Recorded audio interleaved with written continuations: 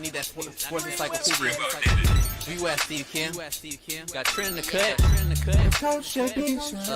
What are you? He's the best. Yeah. He's a master motivator. I'm a master motivator. I ain't no regular ass motivator. I'm a fucking master. Coaches tried to make practice so hard that the game was less intrusive. Like they coached you that way. Like people think, well, they were just yelling. No, they were trying to put you under stress and put you in under duress so that when you got in the game, you could mentally handle adversity. If you go through JUCO and you make it out of JUCO, you can make it anywhere. I respect the hell out of you to see that you're doing what you're doing and still doing what you're doing for real, the way you do it, man. You said from day one you had the same enthusiasm. You keep the same enthusiasm, and it's fucking contagious. In my opinion, I think Shedeur Sanders is the best deep ball in college football. I don't think Can you just say something nice about Shedeur Sanders? I love talking ball. It's nice to connect with guys that are like-minded and just are real and genuine. And I proudly stand up next to you all. God bless America. You said belt to ass, T-Red. You got the belt around you. Coach JB Show.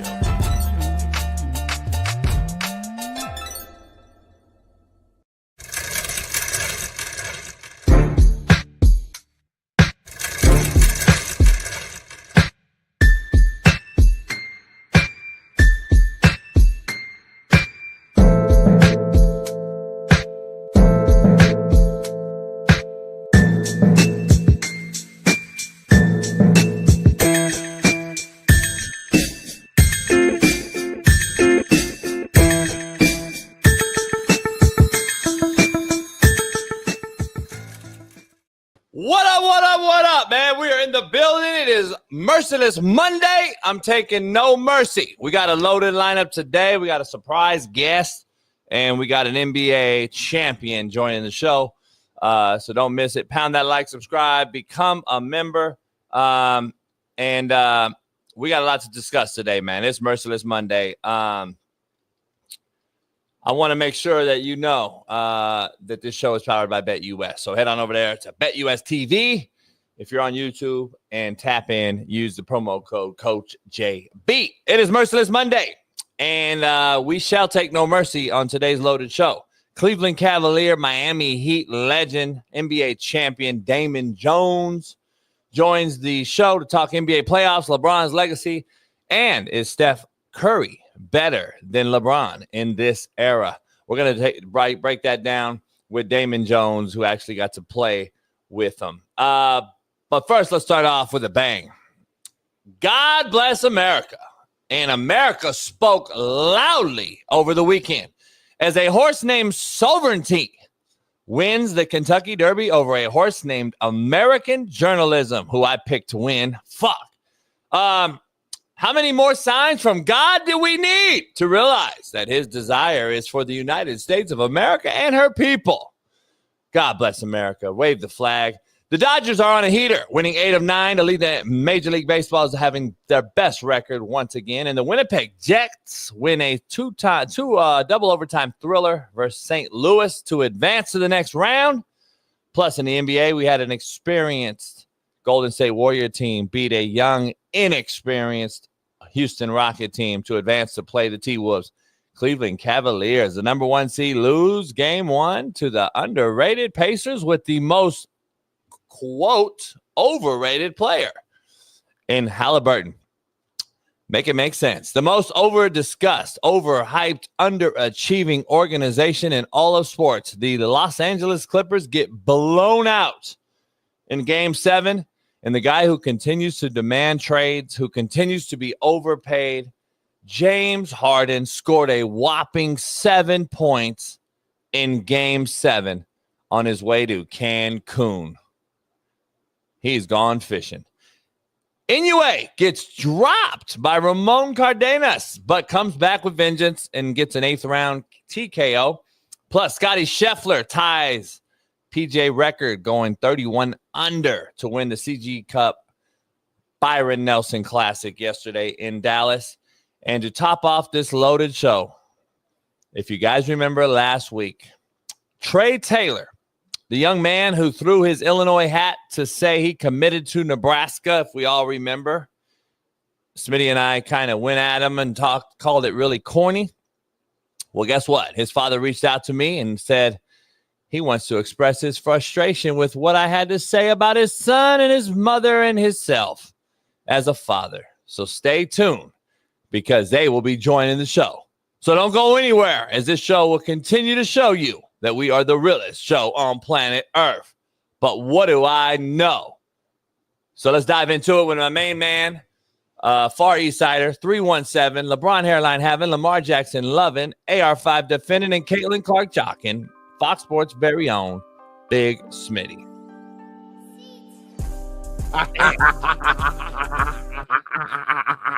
You know it's a good morning. It's gonna be a great week when you got the Ed McCaffrey protein bites, chocolate chip, homie, brownie. Got birthday cake around the corner. We lit right now, man. What's going on? The energy is already all-time high. I got my all-white on. JB got his all-black on. I'm black, you white. What that mean? I mean, it's all love. And it wouldn't be us with our young Bailey in the background. And, of course, the people in the chat like Michael Partington. We got Quinn, Sugar on the Rim, please. Matthew Byer, Rio, Fly Right 805, Boston Rich, Dr. Kid, Sugar on the Rim, please again. Briggs and Jared. It's going to be a loaded show, man. Bring the daddy on. Bring the father on. Let's have a grown man-to-man conversation. And are we going to stand on business or are we not? Is JB going to fold or is he going to stand 10 toes? We're going to find out in about the next hour. Stay tuned. Smitty was scared when I told him he wanted to come on. Smitty was like, whoa, what did I say? And I was like, man, the fuck what we said. Let's talk. And then, so anyway, we're going to talk about it, be about it, and don't start none, won't be none, right, Smitty? It is. We'll see what the father has to say. I told him, I said, listen, I don't want to make this a ghetto fuckfest yelling match. I said, that's not what it's going to be. I said, if we disagree, let's disagree and have a great conversation. He agreed.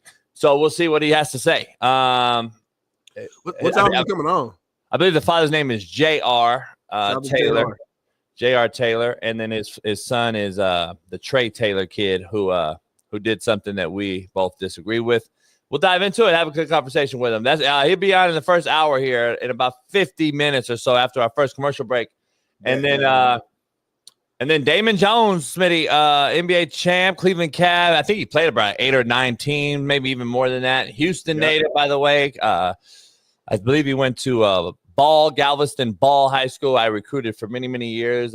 Kimball Anders, great Kansas City Chiefs, was the head player. Running back was the head coach when I was recruiting him. I think he's now coaching running backs somewhere. I believe Texas Southern or something like that. Kimball is. But that's where Damon Jones went. So Damon Jones, Houston native, Galveston Ball. We'll have him on and talk some LeBron, NBA playoffs. His former teams, Cleveland Cavs, lose game 1 to the Pacers. Your Pacers. And I'm actually excited. I hate Cleveland. I hate Cleveland. I hate the Lakers. I hate Miami. So, dang, why? I mean, it just follow the trend. If you just follow the trend, why I hate those 3 teams particularly, you'll figure out why. And I'm a Laker fan, and I hate the Lakers right now. So I'll try to think it through. Miami, Lakers, Cleveland. Yeah. Yeah, if you can figure out, follow why, you know what I'm saying? Okay. Hate the Lakers now, and that's my team. So like when one guy leaves, then I'll be back a Laker fan. But until then, I'll think about it. We'll figure it out, though. We'll figure it out. But we got a loaded lineup. We got a loaded show, loaded lineup, and can't wait to dive into all things real. By the way, Chad, I'm sick as a dog, so I'm gonna probably blow my nose a couple times throughout the show. Deal with it. What happened? I was just letting them know what it is, homie. I was letting Leah, Sergio, Quinn, let everybody know I'm sick, so it's what it is. Who know? Is everybody in the chat? But you mentioned something. Already?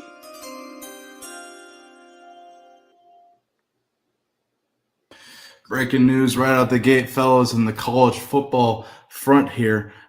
Stemming from the Connor Stallions sign stealing investigation, Michigan is expected to impose a ban on Shaun Moore, suspending him 2 games for the season. Self-imposed sanctions by the university in response to the Connor Stallions situation. Breaking news.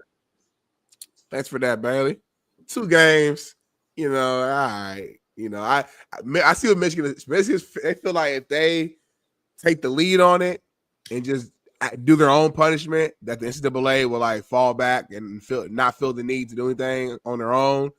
2 games ain't that big of a deal, especially when I don't know their schedule yet, but first 2 games of most teams is like easy dubs. Like Michigan's probably gonna play like, I don't know, Indiana Wesleyan and Colgate or something like that for the first 2 games. So it's like, all right, missing 2 games ain't really that big of a deal. We'll see how it plays out. First 2 games. What did it say? Oh, 2 just 2 games. Well, I mean, I guess you're right, but I've never really seen people just pick like game 5 and game 12 usually. Like usually it's okay. So let me clarify. It's for Michigan's 3rd and 4th week opponents, Central Michigan and Nebraska. Why 3rd week? 3 and 4. That's weird, right? No, this is a joke, homie. I'm so fucking tired of this bullshit. It's so fucking dumb, man. I'm gonna be honest. It's the dumbest shit I've ever seen. D. Jones, don't start with the race shit. Shut the fuck up. You sound ignorant as fuck. What do you say? Did they not fucking suspend Harbaugh for fucking 6 weeks last year? Shut the fuck up, homie. God damn, you race baiting fucks, homie, are embarrassing. What did he say? He said it's always about the black man getting held down. No, he did. I did not see that. No, he did. He said it was clearly a joke, JB. Listen, here's the issue. D. Jones means it. Shut the fuck up. I want to be honest, Smitty. The NCAA, the non-carrying assholes of America, is an absolute fucking joke. It's a joke. First of all, for suspending this man who wasn't even the fucking head coach, number one. Who wasn't even the fucking head coach, number one. How are you making him accountable 2 years later now? Right. And then the guy that was responsible at the helm is now in the NFL, and you can't do a fucking thing to him.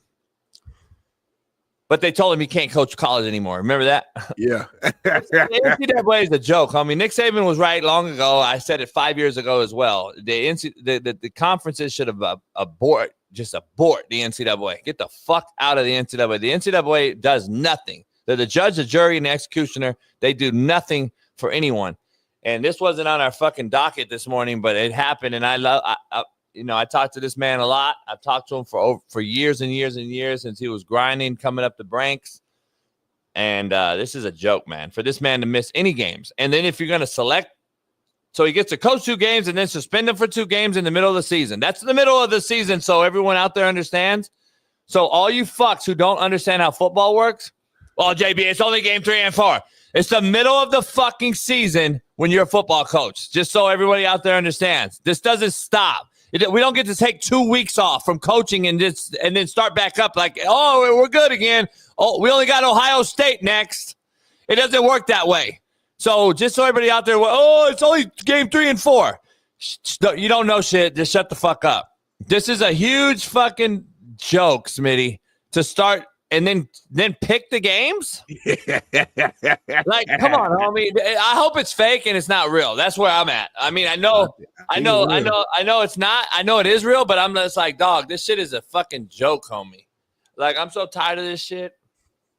I know. I'm with you. I don't have any rebuttals, homie. At this, it's a shame. If they were going to make a decision on, they should have made that decision immediately, way sooner, with the coach who was actually in place.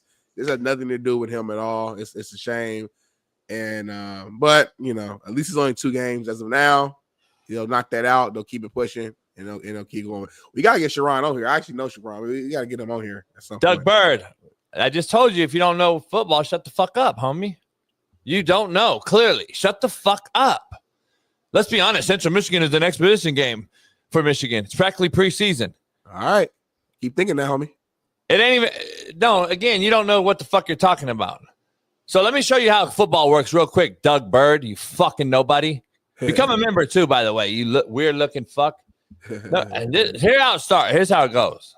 I prepped the whole spring, fall, summer, off season, roll into the fall for the season. We're game planning a week ahead always, as we do as a staff. So I got the staff game planning, prepping, scout reporting for always a game in advance. So we get to fucking game 1. We win that. We get to game 2. And now I'm out after we've been advancing and prepping the week ahead today. Prep tomorrow today. So then I'm getting the staff ready to go. Then I got to go away for 2 weeks after the fucking – basically, it ain't just 2 games. It's what? 10 weeks of prep and work that I've already been doing since summer all the way. And then Central Michigan comes, and then Nebraska comes. Right. And then I'm back. You have fucking no idea what that does to a fucking team and a roster and a staff, by the way. Yeah. So I'm sure that I don't know the stipulations. I don't know if he can be there at practice, not the games.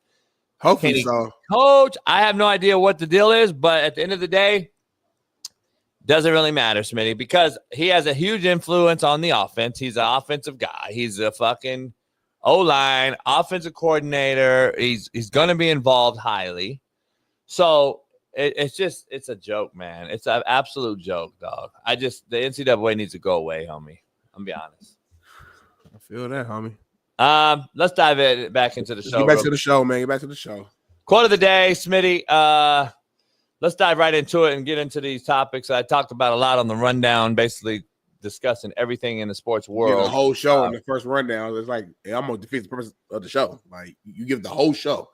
But none of it's on the rundown. I just because I know they don't have no golf. I know they had the horse, the Kentucky Derby. Great American. God, 2 Americans came down to the end. Sovereignty and American journalism, who I picked. Fuck, I would have won a lot of money. But anyway. You always lose money on Bet US. I don't get it. I do. I lose money. I make money on there. You lose it. Yeah, man. I know I make money on it, but I just spend a lot. But anyway, as you guys all should. So make sure you head on over to Bet US today. Now, quote of the day, Smitty, real quick, real simple, brought to you by Bet US TV. Head on over there today. Use our promo code Coach JB. Sign up today. Quotes don't work unless you do. Real simple, homie. but it's actually way too macro for a lot of people in the chat. Like they don't get it. They don't get it at all. They think it's mid, but right. Yeah. That quotes don't work, homie. Over the head. Quotes don't work unless you do. That's hard, homie. I can give you every fucking quote of the day. I can give you every single great quote. Oh, top 5, blah. That's powerful, homie. Get your ass off. People don't realize that might be one. Hey, like honestly, like ding. It might be the number 1 overall because it's not about how creative it is. It's like it's super powerful.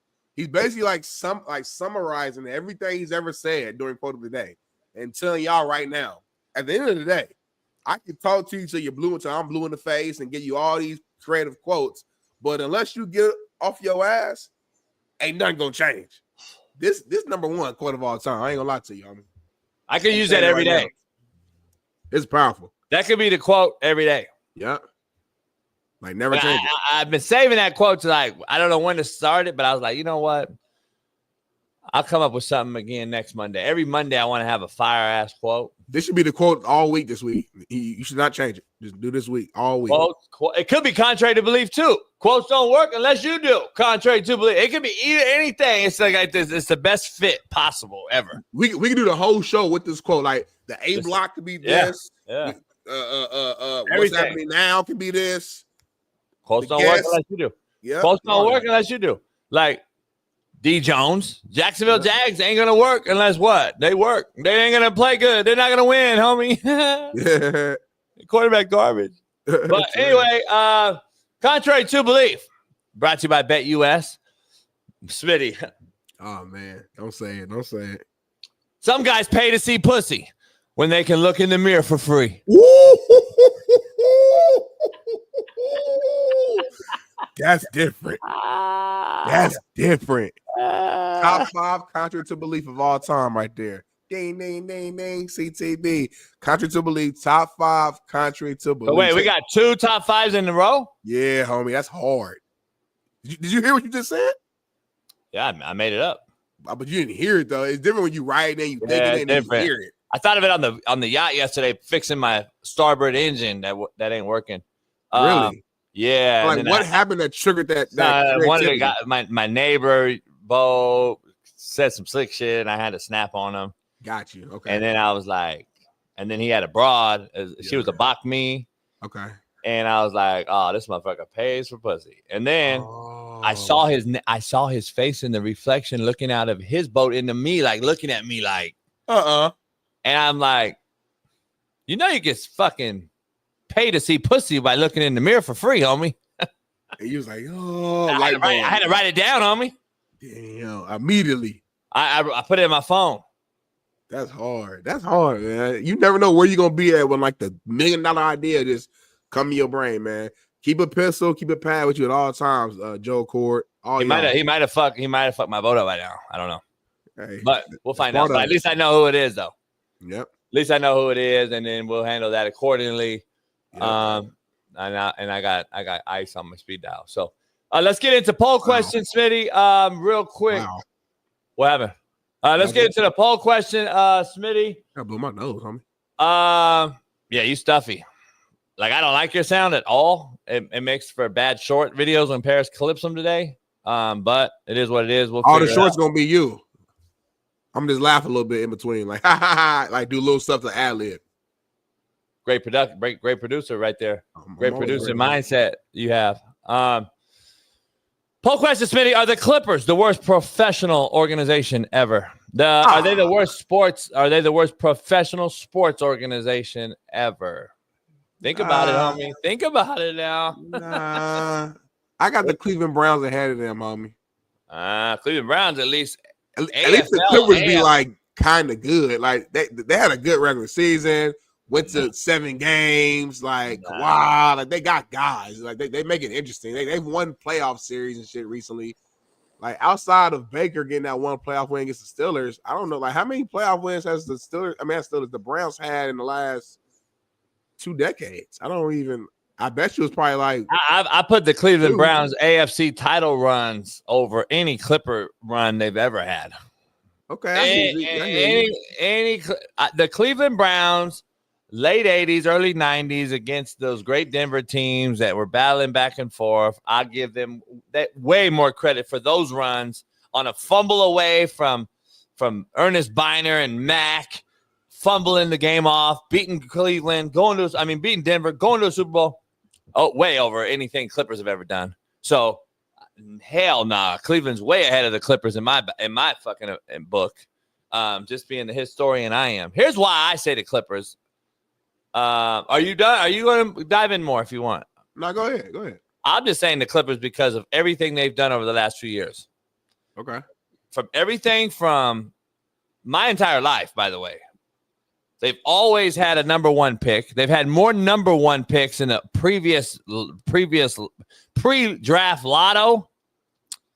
They had, I don't know how many number 1 picks. So from Danny Manning to fucking Stanley Roberts, who was Shaq's nemesis, by the way. He was unbelievable talent, very, very similar to Shaq in stature and athleticism. Unbelievable at LSU.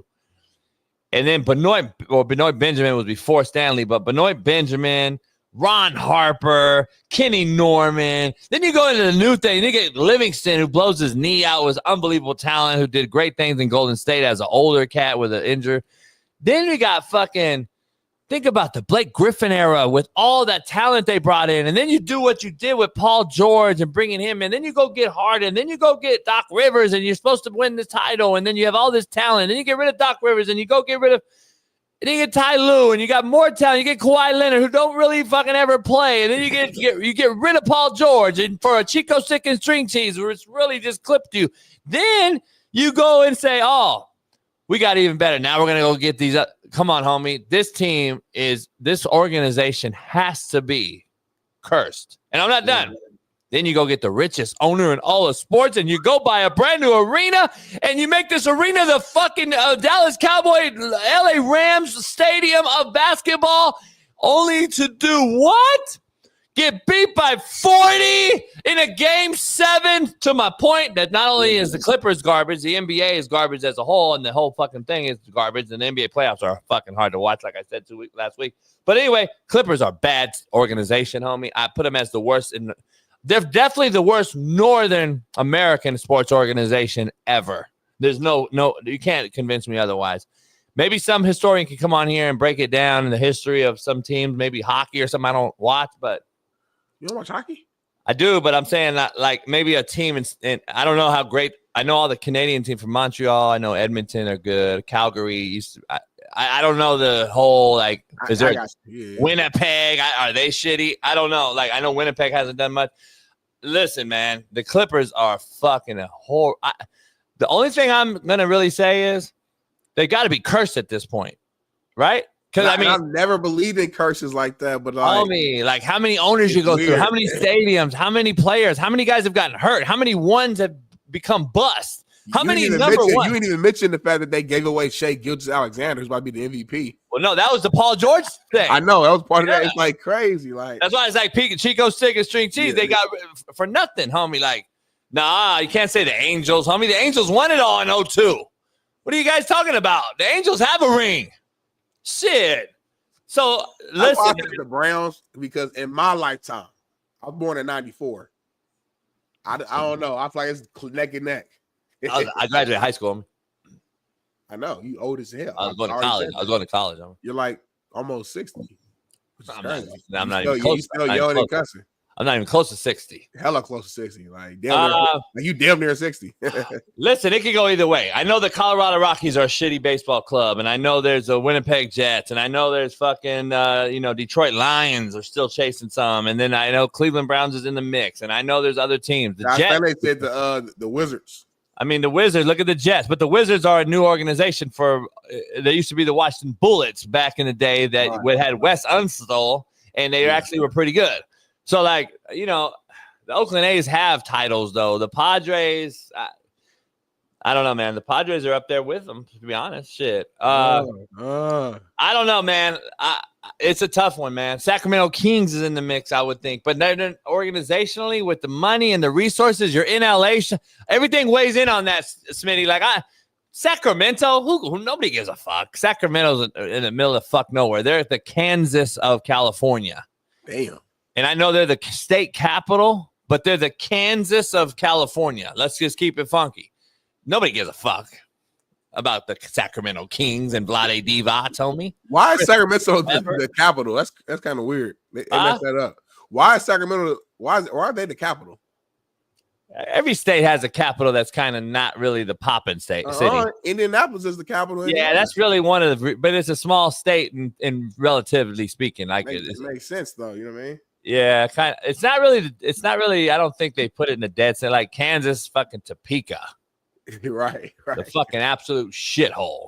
Why you saying nobody care about Vlade? Don't do Vlade like that. He was a Laker at first, and he got traded for Kobe. That's how we got Kobe. Don't do Vlade like that. I get it. I'm just saying. Well, that was a Charlotte Hornet deal too, gone bad. But that wasn't a Sacramento King trade. That was a Charlotte Hornet Vlade trade.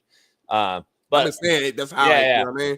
Yeah, but the Kings is known for the Weber run that the Lakers barely beat. That was actually a real good team with Bibby and all those guys. That was their best team, and they still couldn't get it done. And the refs cheated, but it's not our fault.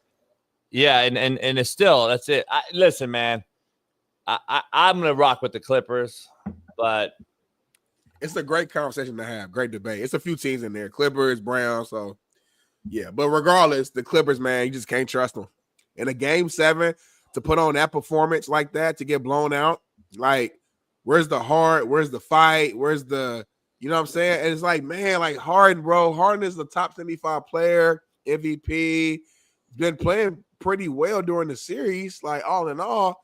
But every single time you get to the biggest moment when his team needs him the most, and he performs the least. I don't get it. I don't know if it's just like a thing where he just shrinks in the moment, gets nervous. I don't know what it is, because he's good as hell. Like, he's great, all-time great. All that. Like, when he retires, he's automatically Hall of Fame. He's gonna be a top 5, you probably say top 5 shooting guard of all time. You can argue that. Like, so I just don't understand why in Game 7s or situations where he's needed, he has this track record. He's been doing this. When he was on the Rockets, remember his moments against Golden State where he would fall short, and obviously it's time now. I don't get it, man. It's just like, you cannot depend on him in big games. You just can't. No doubt. Hey, shout out to all the Mexican homies. It's Cinco de Mayo Day. It is Cinco de Mayo. Shout out to all the Mexican homies, even though I guess they don't want. They said I can't celebrate it if I vote. If I don't vote, so I guess I'm curious. Do I fall out of that category? They said if you vote for Trump, don't celebrate it, or we're gonna fuck you up. Yeah, I actually like. I mean, if they say it, I respect what they say because that's their culture. So if that's how they feel. Who's they? Mexicans. Like that's their culture. So if that's what they're saying, you got to respect what they're saying and own it. And it's no point of disrespecting them right now because I see what face you're making. There's no point of like saying no weird joke. There's no point of like it's their holiday. Let them have it. Go ahead, JB. Then you motherfuckers better not fucking celebrate 4th of July, bitch. You motherfuckers better not be caught around this motherfucker playing around on the beach, motherfucker. It comes 4th of July. Get the fuck out of here. All the real Mexican homies, I know you are. All you fake illegal motherfuckers, shut your motherfucking asses up. Stop me. Shit, motherfucker. I'll be on the yacht. I'll give you the address. Anyway, fucking blow my mind. Stop giving your address out, homie. Motherfucker be blowing my mind, homie. Motherfucker be really blowing my mind with saying stupid ass shit. Like, it blows my fucking mind. Ash, stop moving from that couch to that couch, homie. What's wrong with you today? You're from drugs, homie. Nah, I know you think you're the biggest gangster, homie, but you got to relax. There's always somebody tougher than you, Jason. As tough as you are, there's always somebody. I agree. You know what I'm saying? I'm going to take his spot till he get here, though. Let's dive in. That's my favorite one. I got to put out a shirt, homie. We said that shit that day, and I got to use it. I ain't the greatest coach ever, but I'll take his spot till that motherfucker get here. That shit hard. You can use that for anything, Smitty. Like anything. Right. Like for you, you could be like, shit. I'm not the best at eating cat, but I'll take that motherfucking spot. You know what I'm saying? Like I use for that one. Yeah. I like that example you used. By the way, today is my official 5-year anniversary with my wife. We actually got legally married on Cinco de Mayo during the pandemic. Yes. Why did you guys like tacos and tequila? Or? We actually celebrated yesterday because she has to work tonight. Yesterday we went to Beverly Hills spot called Cantina Frida. Ain't been there in a while, but it's a nice little kind of high-end Mexican spot.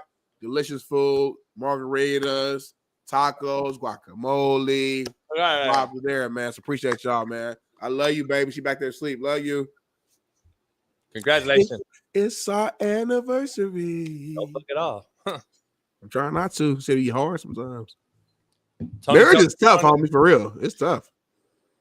Yeah, that's why I'm not. I don't even want to fathom it. Can you try, bro? Please, not even married. No. Can you just try a serious relationship for like 3 months? No. That'd be a crazy like reality TV show though, like JB Tries Love or something like that. Oh my god, that shit would everybody would watch that shit. That's a good thumbnail. The good thought process. You would go on dates and people like would watch your journey. And you would just be you though, like be the same JB. Yeah. They pissed you off, you cuss them out. Like that should be crazy, homie. It would be a good show, but that's not really a try relationship. That's just a dating show.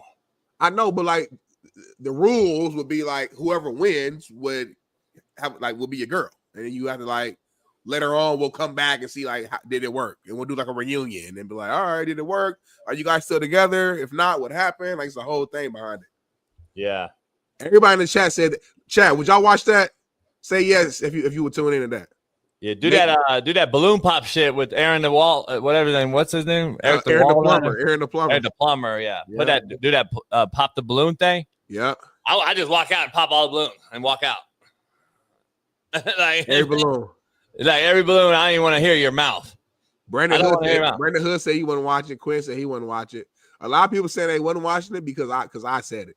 Like if you said the exact same thing I said, I guarantee everybody, hell yeah, coach, that would be funny as hell. We would watch that shit. If I said it, you mean? Yeah, like if you pitched it, but said the exact same thing that I said, it'd be all yeses. But since Smitty said it, you know, I got a few haters in here, like this dude, the Greg 72, and people like that.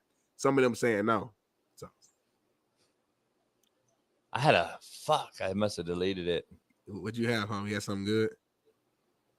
No, it was just like basically saying like it's funny how divorced women date married men. Right. Got you. Because they got scarred. Contrary to belief. Go figure that one out. Micros. Think about it though, because they got scarred in their relationship. Their dude probably cheated on them or did them bad. So now they don't feel bad for the next woman who's in their position. So now it's like, I got done why bad. We got cheaters. That's bad. Misery loves company, homie. It's just ironic, ain't it? Yep. Parents said hurt people hurt people. Exactly. Parents said hurt people hurt people. Yeah, that's why I don't want to hurt nobody. That's why I just keep it straight up. I don't want to say I got a side chick. That's cheating. Like, well, I don't get it. Like, motherfuckers actually use the word now that tries to vindicate them from actually being called a cheater. Oh, no, it's just my side chick. What the fuck does that mean, homie? You know what could work for you, though, for your lifestyle? You could be polyamorous, homie. I could what? I think you could be polyamorous. I think that works for you. Homie, don't use those words with me, homie. Huh? Don't use those words with me. No, I'm saying I think JB could be polyamorous. Don't use that word, homie. I never heard of that word in my life. I don't want any of those fucking words. I don't like those fucking dumb fucking made up human words, homie. It's not nothing to do with that. Polyamory is a practice that some couples use where, let's say you and your current AE, who's basically your girl, basically, let's say she was your main. Y'all as a couple would date other women. So y'all would bring other women into y'all household. Your AE could benefit from her. You benefit from her. It's basically a way for you to have like a main like woman and then a couple like girlfriends as well who all have different roles. You might have one girl who's just there to just clean up and communicate and talk to. You might have one girl there who just gonna sleep with you. You might have another girl who's just gonna cook for you. Yes, go ahead. We do that now. Okay, never mind. So you see, exactly. I don't got to put a name on that. Oh yeah, yeah. We just say we got bitches. It's not polygamy. Polygamy is having multiple wives. Yeah, we just say we got bitches. Is having like one wife, but then y'all date other people. It's a little different. Nah, we do that now. If we see a bitch on the water, we bring the bitch to the house. So what's the process like when y'all? I'm just curious. Like, what's the process when y'all do that? Like, is the AE the one that's like talk to the girl and like you throw her out there to go bring other girls in? Like, how do y'all do that? Just whatever. Like at the gas station, there was a bad little bitch. She was saying she liked my car, I think. Yeah. I knew I'm pumping gas. I told AE, I'm like, hey, look, AE's like looked at her and said, hey, you got a pretty smile. Ooh. And then they start talking and then bam. I mean, it's real simple. Last question. Since you do keep it real with your women and you tell straight up like, hey, I don't want nothing serious, is that like, how do you even get them? Like, if you too real, they might lose interest. They be like, damn, like nah. Go ahead, Jason. It cuts out all the riffraff. Okay. So it may not be a bigger pool as it once was when I was young, when I would, make up shit. I'm in the league still, shit like that, where I'm not at the city bar. So you know how that is. I'm in the league still. It's hilarious. Chain. Right. Bitches don't know. Bitches dumb as fuck. They don't know. Like city bar bitch. Oh, you in the league? So you tell the ugliest bitch in the club, homie. Just so everyone, if you want some free game, right here, JB. You tell the ugliest stripper in the club, you in the league. Guess what she does? She go around and tell all the bad bitches, and then every bitch is at the fucking my thing. I'm in a white Pro Club tee with a motherfucking football diamond, and I got all the bitches around me, and they all think I'm in the league, and then they come to the crib, and it's whoop whoop, and then that's it. I mean, so now that old JB is no longer in this living amongst us, what happened is now you just basically do the contrary to belief. Actually, you just you tell them the truth now, and it eliminates the circle. It makes the circle real small, but at least those motherfuckers are down. They're down. They don't. That's just what it is. They're ready to roll. They're down. So you just walk up to him and say, hey, shorty, hey, I think you look good. You got a fat ass. I'm going to be real with you. I'm not looking for nothing serious at all. No marriage, no kids, none of that. I just want to fuck. You cool with that? Basically, yep. All right. Free game by JB. Cut that Paris right there. We're going to start doing that like every, I don't know, maybe daily, twice a week. It's going to be free game by JB. I'll ask a random question. He'll give us some free game. So. Bet. Just made up a show. Cut that Paris for real, Paris. For real. Yeah, just made up. Free game. Yeah. Don't make that face, man. Don't make. I'm gonna start screen recording Bailey's face behind the scene. I wish I could see this shit. We be saying stuff, and he be over here like, and I can't read his lips. I don't know what he's saying. All I can do is see his face, and he looks so disgusted. Like when I said, "Cut this," he. Yeah, we gonna cut that, Bailey. We gonna cut that. Free game. Can I ask a question, Jason? What is a non-binary? So non-binary, to my understanding, has nothing to do with like what's like sex and all that stuff. It's just like non-binary mean you're not a man or woman. Like you ain't shit. I think. It's what? I think. Oh shit. I think non-binary means like you ain't nothing. Like you ain't nothing. I think. Please correct me, y'all. I don't want to disrespect them. I think it means like you're just not nothing. Well, I mean, it says or it might mean you have zero sexual preference. Like, all right, let's you'll see with whoever or whatever, anytime, anywhere. Can I ask you what a gender queer is? I don't know what that is. I really don't. What about a gender? I thought we're going down a dark road, and I'm gonna just stop responding right now. No, I'm not. I'm just asking a question. I didn't know there was this many genders. I know you asked the question, but I also know Jason, and I'm gonna just let you go. What is gender fluid? What is that noise? I mean, I'm just asking a question. What is intersex?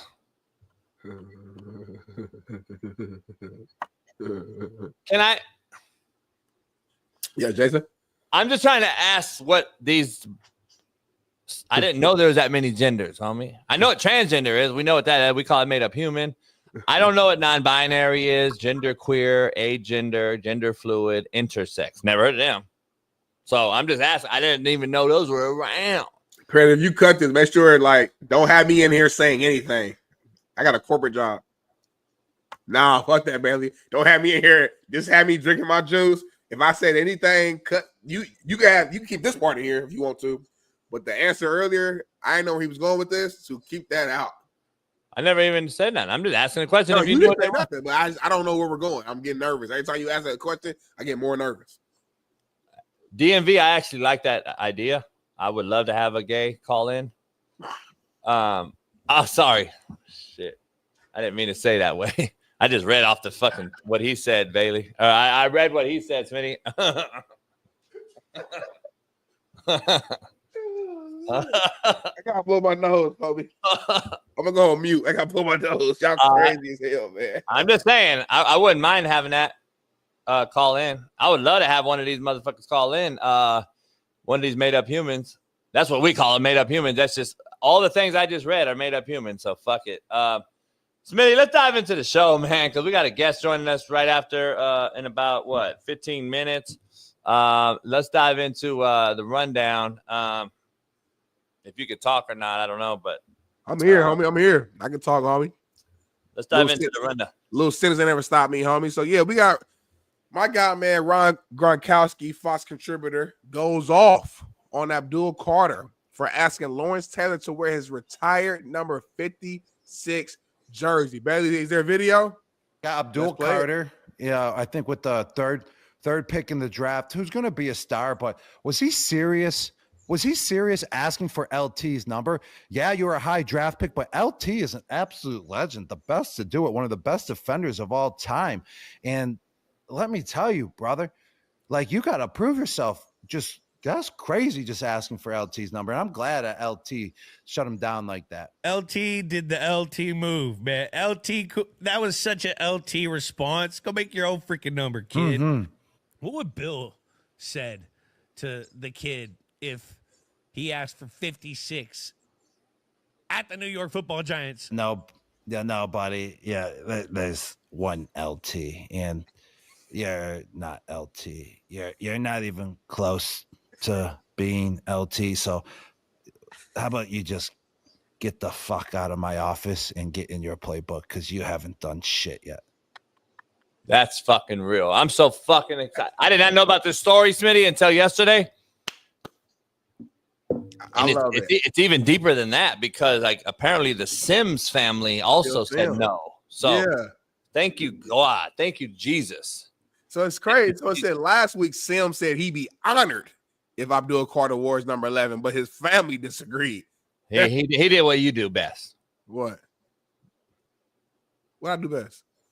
You manipulate that shit to where it's not on you, but it's still you get the point across, but it's not on me no more. It's right. So Phil didn't want that shit, but Phil didn't want to seem like the bad guy. He's like, Abdul, I would have been honored, man. But my wife and my kids are really, they really care about my legacy and got the jersey hung up. So they didn't want it, man. So I'm sorry. I apologize, but won't be able to do it. He don't know what to wear. This could be a real rant. I mean, I could make this a super rant.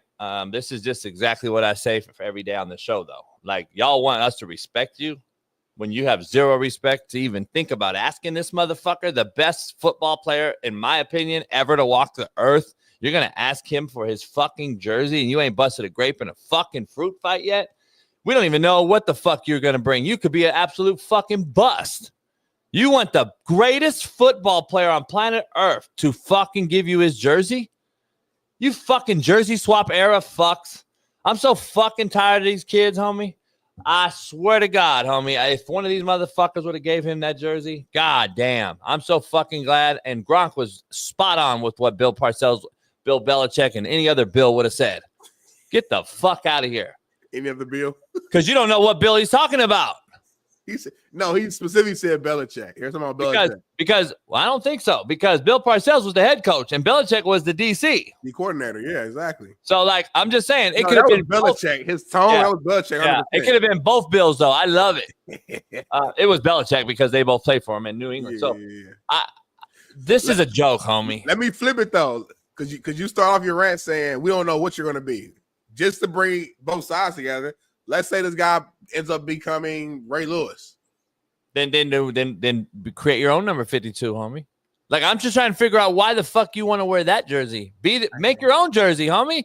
Make it number whatever. If you want to be a single digit now that the NFL allows it, whatever. Yeah. I was thinking number 2 would probably make sense. 1 + 1 = 2. So he can't do his 11, do 2. That'd be a cool number. Yeah. Or how about 22? One up them. Or 57. Nah, just 11 times 2.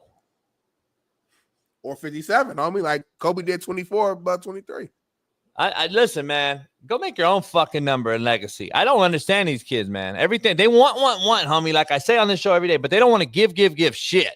This shit I do think his intentions were pure, though. Like, all jokes aside, like, yeah, it was a crazy ask to say that, but I think in his mind he was doing it out of respect. Like, you're asking for fucking numbers from guys that have won Super Bowls there.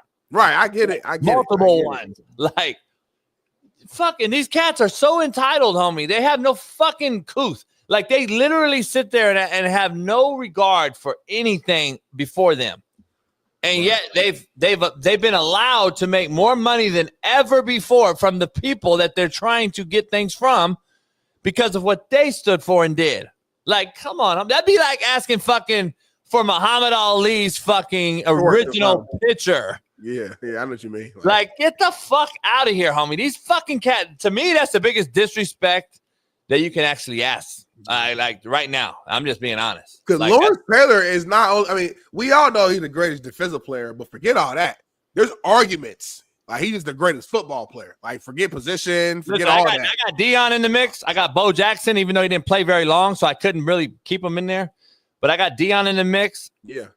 Lawrence Taylor, no doubt about it, is in the mix. He has to be. He's in my top 3 for sure, if not 1, just because he played at the line of scrimmage and had to do what he had to do, and he was a hybrid before hybrids existed, and shit like that. So it is what it is. But anyway, Smitty, baby, let's check it. Let's do the guest right now, real quick, and then we'll go to commercial since he's here. Flip it. Bet.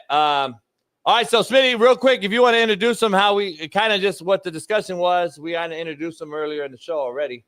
If you kind of want to just give everybody on the audio side of context to what's going on, and yes, sir. So last week we reacted to a video. I believe his son name is Trey Taylor, was committing to college, and he did like a little trick of the hat. Said he was going to one school, flipped it, ended up going to another school. We react to it. JB and I both disagree with how he did it. And his father is here right now. I believe is it Junior? Or I'm respecting him. Is it Junior or JR? Probably JR. It might be probably JR. And he's on to defend his son, defend the setup situation. So let's bring him in. JR, is it JR? It's JR. Yep, it's JR. Good deal, man. How you doing? Hey, what's up, brother? Yeah, Hey, listen. This is not something we ain't seen before, right, Smitty? So I just want to give context. We've seen this hat thing before. It wasn't the first time we've ever seen it. But look, you reached out to me. You had obviously a disagreement with what we had, and I'm all for it. I actually appreciate you joining us, and it's not very often that two cats can disagree and have a cat willing to come on the show and etc. So I actually appreciate it. It doesn't matter if we disagree or not. I'm here for it. And you can give your side of the story, which I'm all for, because I think we're trying to be real. And I actually thank you for jumping on. So go ahead and have at it. You can talk about whatever you disagree with what we said and vice versa, and give your side. I know you explained a little bit of a different context to what your side is with your son headed to Nebraska, by the way, right? Correct, yes. So go ahead, brother. All right, so my big thing is, and I'm just going to ask Mr. Smitty, I don't know. Do you have any kids at all? I don't. You don't. Okay. And we know Coach JB, he has his daughter and everything. So what I'm going to say about this is my family didn't disagree with your guys' take on, man, that wasn't a good look. Throwing the hat, doing all, no one disagreed with that. Which brings me to my point.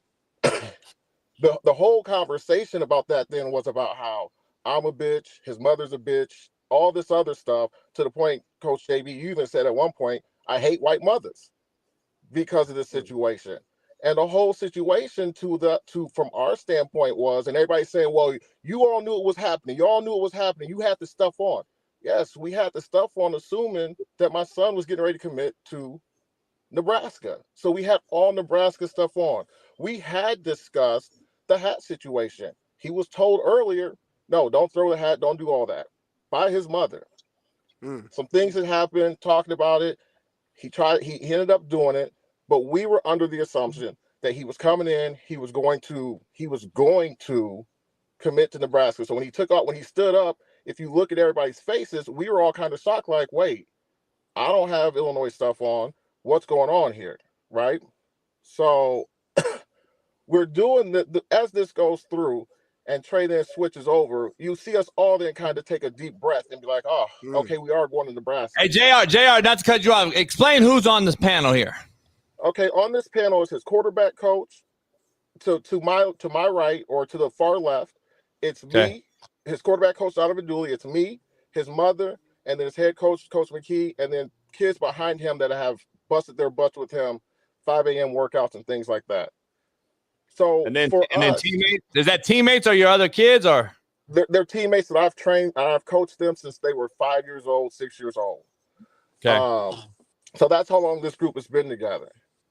When we got done with that, and my take on it is, everybody says, well, these kids are allowed to do this. These kids are not taught things. These kids, don't have good parenting.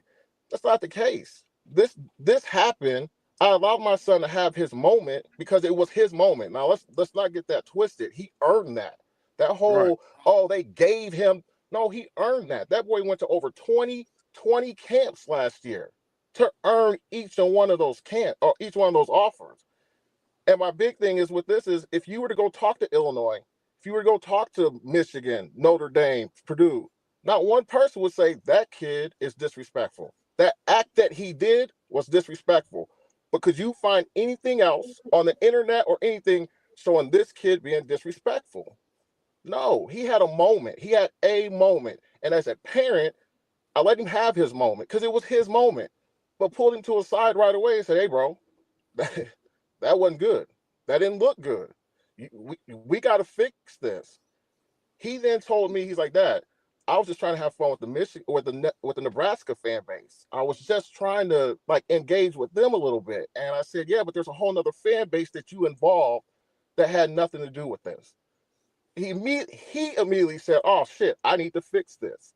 He then wrote an apology. He called the coach first off. The first thing he did was let me call Coach Art. Called him right away. He called guys that are at Illinois right away. He then posted the message at the end of, hey, I apologize. That was not the intent.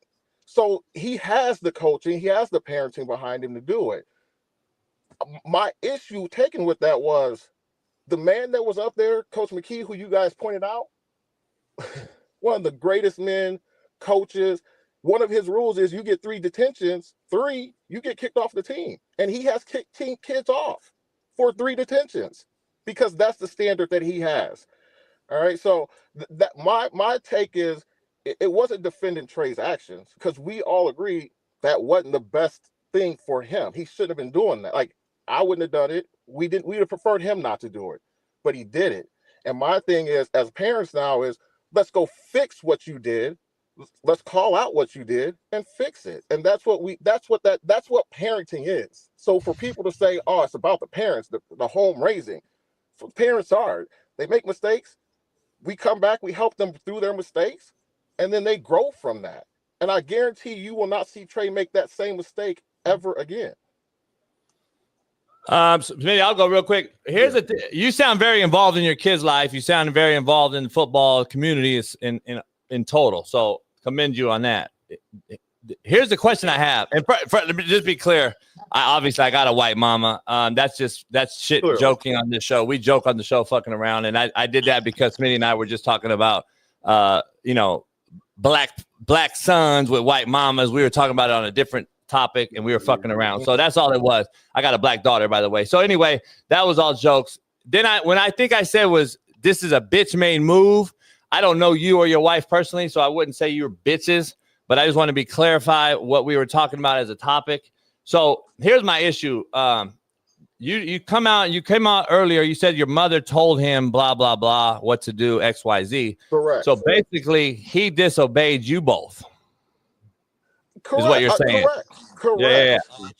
So here's the issue with the coach I have and the whole situation.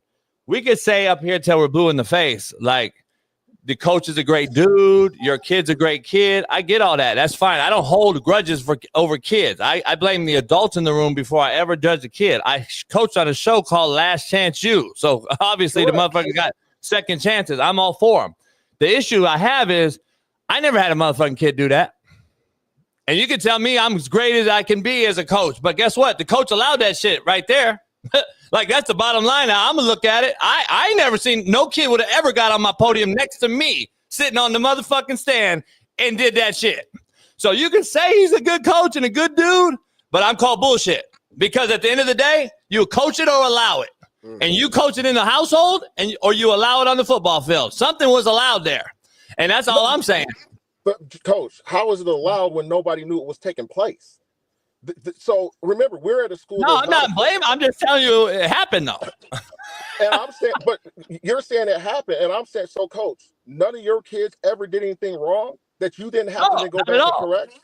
Not at all. And that's my thing. You have to then go back and correct it. Like, and so what I'm saying is, we didn't know. No one knew. No one knew except for Trey Taylor himself. No, I feel you. Here's my point, though. Like, that kid. My point is this, not fearing you as the father that you're going to put hands on them. Same way with me as my kids. My kids feared letting me down more than fear physicality. I never put a hand on a kid ever. And I never was going to, I didn't want to put no fear into no kid. It's like fear, like respect. It's like fear, like, I feel like the kid should have never did that to you as his pops or his moms, or that coach for having got him the scholarship, or at least had a big hand in it with you to get the kid a scholarship, and then he goes up there and don't have a fear at all that he's going to do something like that. I just have that to my issue. That's all. And you have never, neither one of you have disobeyed your parents. Of course we have. No, nobody's perfect. Yeah, I'm not holding him to perfect. And again, for clarity, we ain't saying he's a bad kid. Let's be very clear. We're talking about this one singular action. No, that was what was implied. Coach JB implied you did call us bitches. Go back and look at it. You called us bitches. You said you hated white mothers. And again, and here's my thing. You were joking, correct? Those are jokes to you, correct? Yep. It offended me. It offended our family. It offended a lot of people who saw it because everybody's like, white mothers, what's that have to do? It offended a lot of people. And you thought it was a joke, and you're a grown man, Coach. Trey was doing something that he thought was a joke. It offended some people. It offended some people. So what did he do? He apologized like a man. Coach, you still haven't apologized. You just said it was a joke. And leave it Yeah, at I don't that. apologize. I don't apologize. I kind of, what I say is I can't go, what do you want me to do? Go back and say that wasn't me? Because that was me. That was 1,000% me. That's why I don't apologize. And I have a history of it. Nothing against you. Yeah. I just have a history of it. I can't change who I am. That's who I am. So here's the issue. Here's the issue. The kid, to do that is the issue I have. The issue that I have is it's a smack in the face to everybody that's ever coached it or played the game. And you know this better than your son knows it because you've already gone through this. To do that in front of that audience and made a viral video, and obviously people are talking about you and your son now, and it's moving around, moving the needle on the internet. Not only is it a slap in the face to Brett Bielema in Illinois, but it's a slap in the face to every kid that's ever coached or had to struggle to get a scholarship offer to just say, oh, fuck, throw that shit away. That's the issue. It ain't nothing personal versus you, your kid, nothing. It's just the fact of the whole totality, the game itself got smacked in the face. That's all. Can I ask you a question? Why is it a smack in Coach Bielema's face? I guarantee Coach Bielema didn't even watch it because he had known weeks before the trade wasn't going. What do you mean? The whole world saw it. But what I'm saying is, I bet Coach Bielema wasn't sitting there watching Trey's. I wouldn't bet so. I know.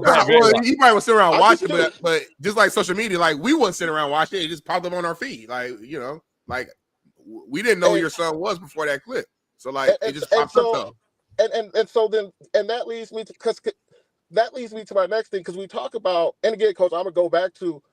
I'm not saying you have to be different or you have to change who you are.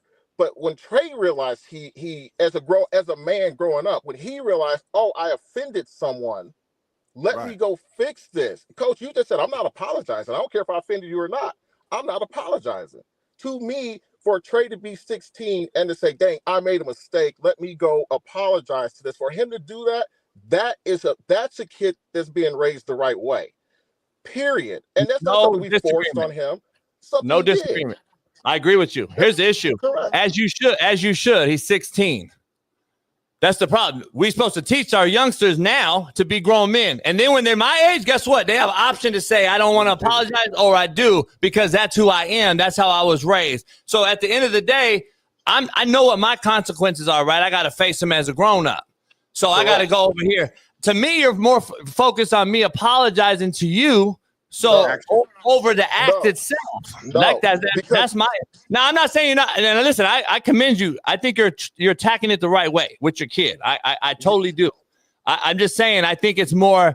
You're more. I think it's an embarrassing moment for the family, which I did not intend to do for you and your family. That's not number one. That's not what I do. Obviously, I think you know enough about me that that's not my goal in life.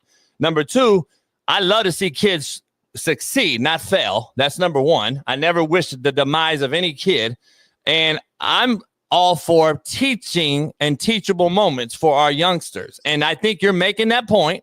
But number one, number two, the kid, though, if you're telling me that Bielema, if your kid, knock on wood, I hope he don't, but let's say enters the portal, if you think Bielema's calling him, you're out of your mind. I know Bielema too well, dog.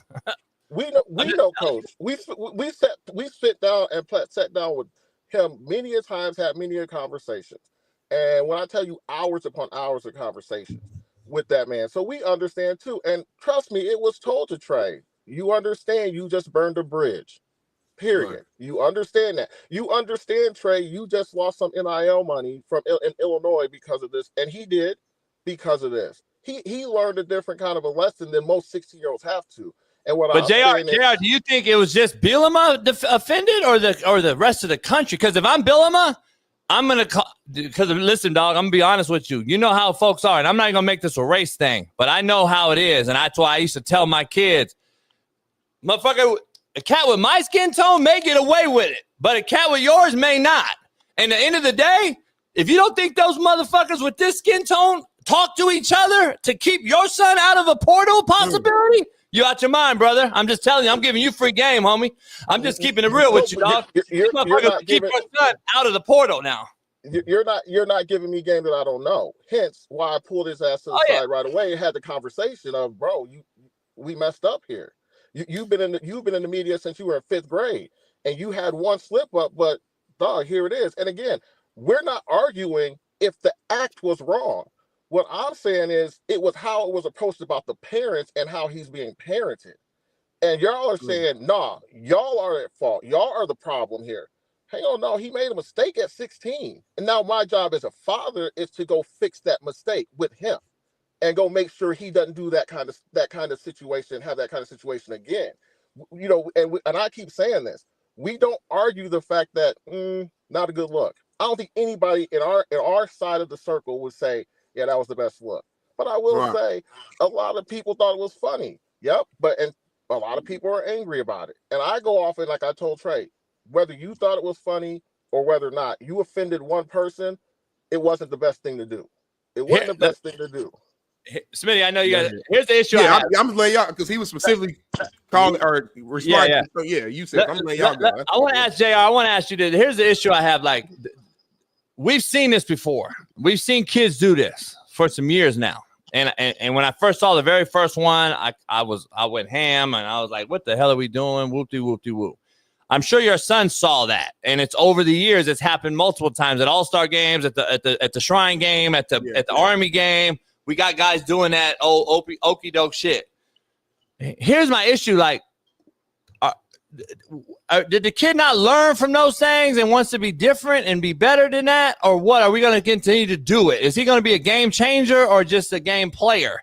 Like, I don't. That's what and it's not your issue per se, but I know I'm glad you're correcting it. But I'm just saying, if I continue to see something and then I go do it, I'm like, dog, if I'm the recruiter, I'm like, is this cat a leader or a follower? Because I don't know if I want my cat to do that. That's all I'm saying. I'm just giving you a perspective. I think we can answer that. He's a follower or he's a leader for sure. He's 100% a leader. But I think what happened in this situation was he made a mistake. And I'm going to keep saying that. Like, he made a mistake. And we're talking about, the kids in front of him. What was the last kid that actually did that you can actually remember? A kid at the Army game did it a couple last year or the year before on the sideline. Travis Hunter did it.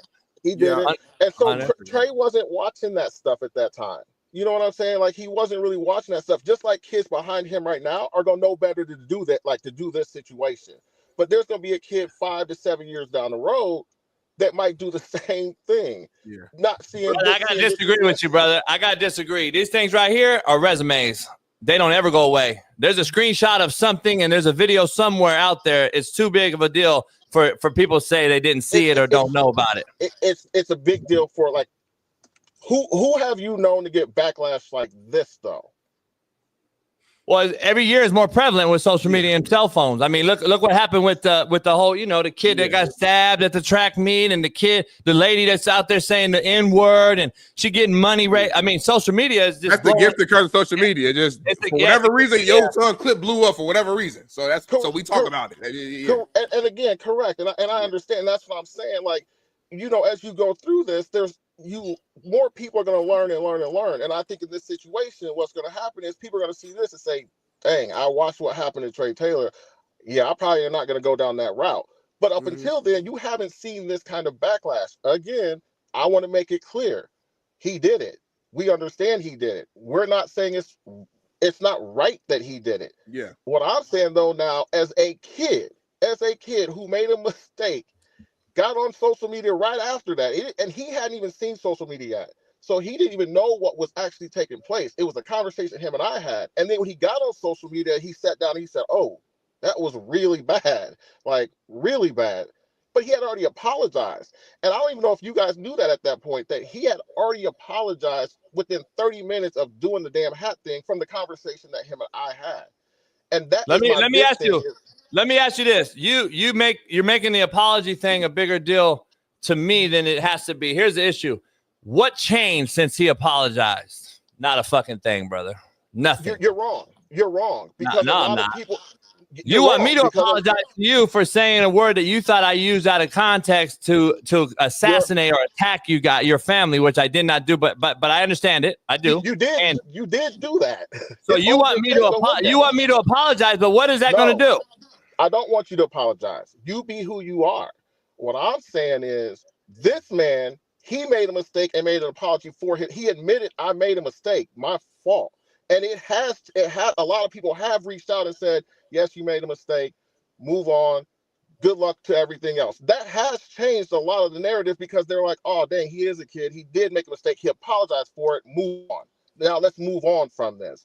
So that did take place. And that did change a lot of people's perspective of, oh, nah, like this is really just a kid being a kid. And when you keep saying I'm making it about the apology, what I'm making it about is him growing from the mistake. He grew from it. Within minutes, he grew from it.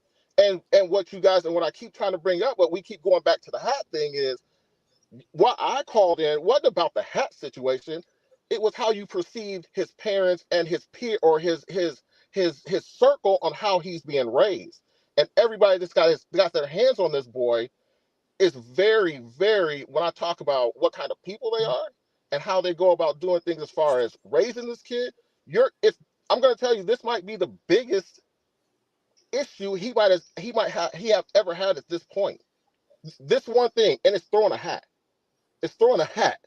Coach, you brought it up to saying this could lead to robbing people, stealing. Come on, bro. We went from a hat to stealing and committing actual crimes for a 16-year-old. I don't remember that. It had to be out of context from what you're talking about because I wouldn't have even correlated the two.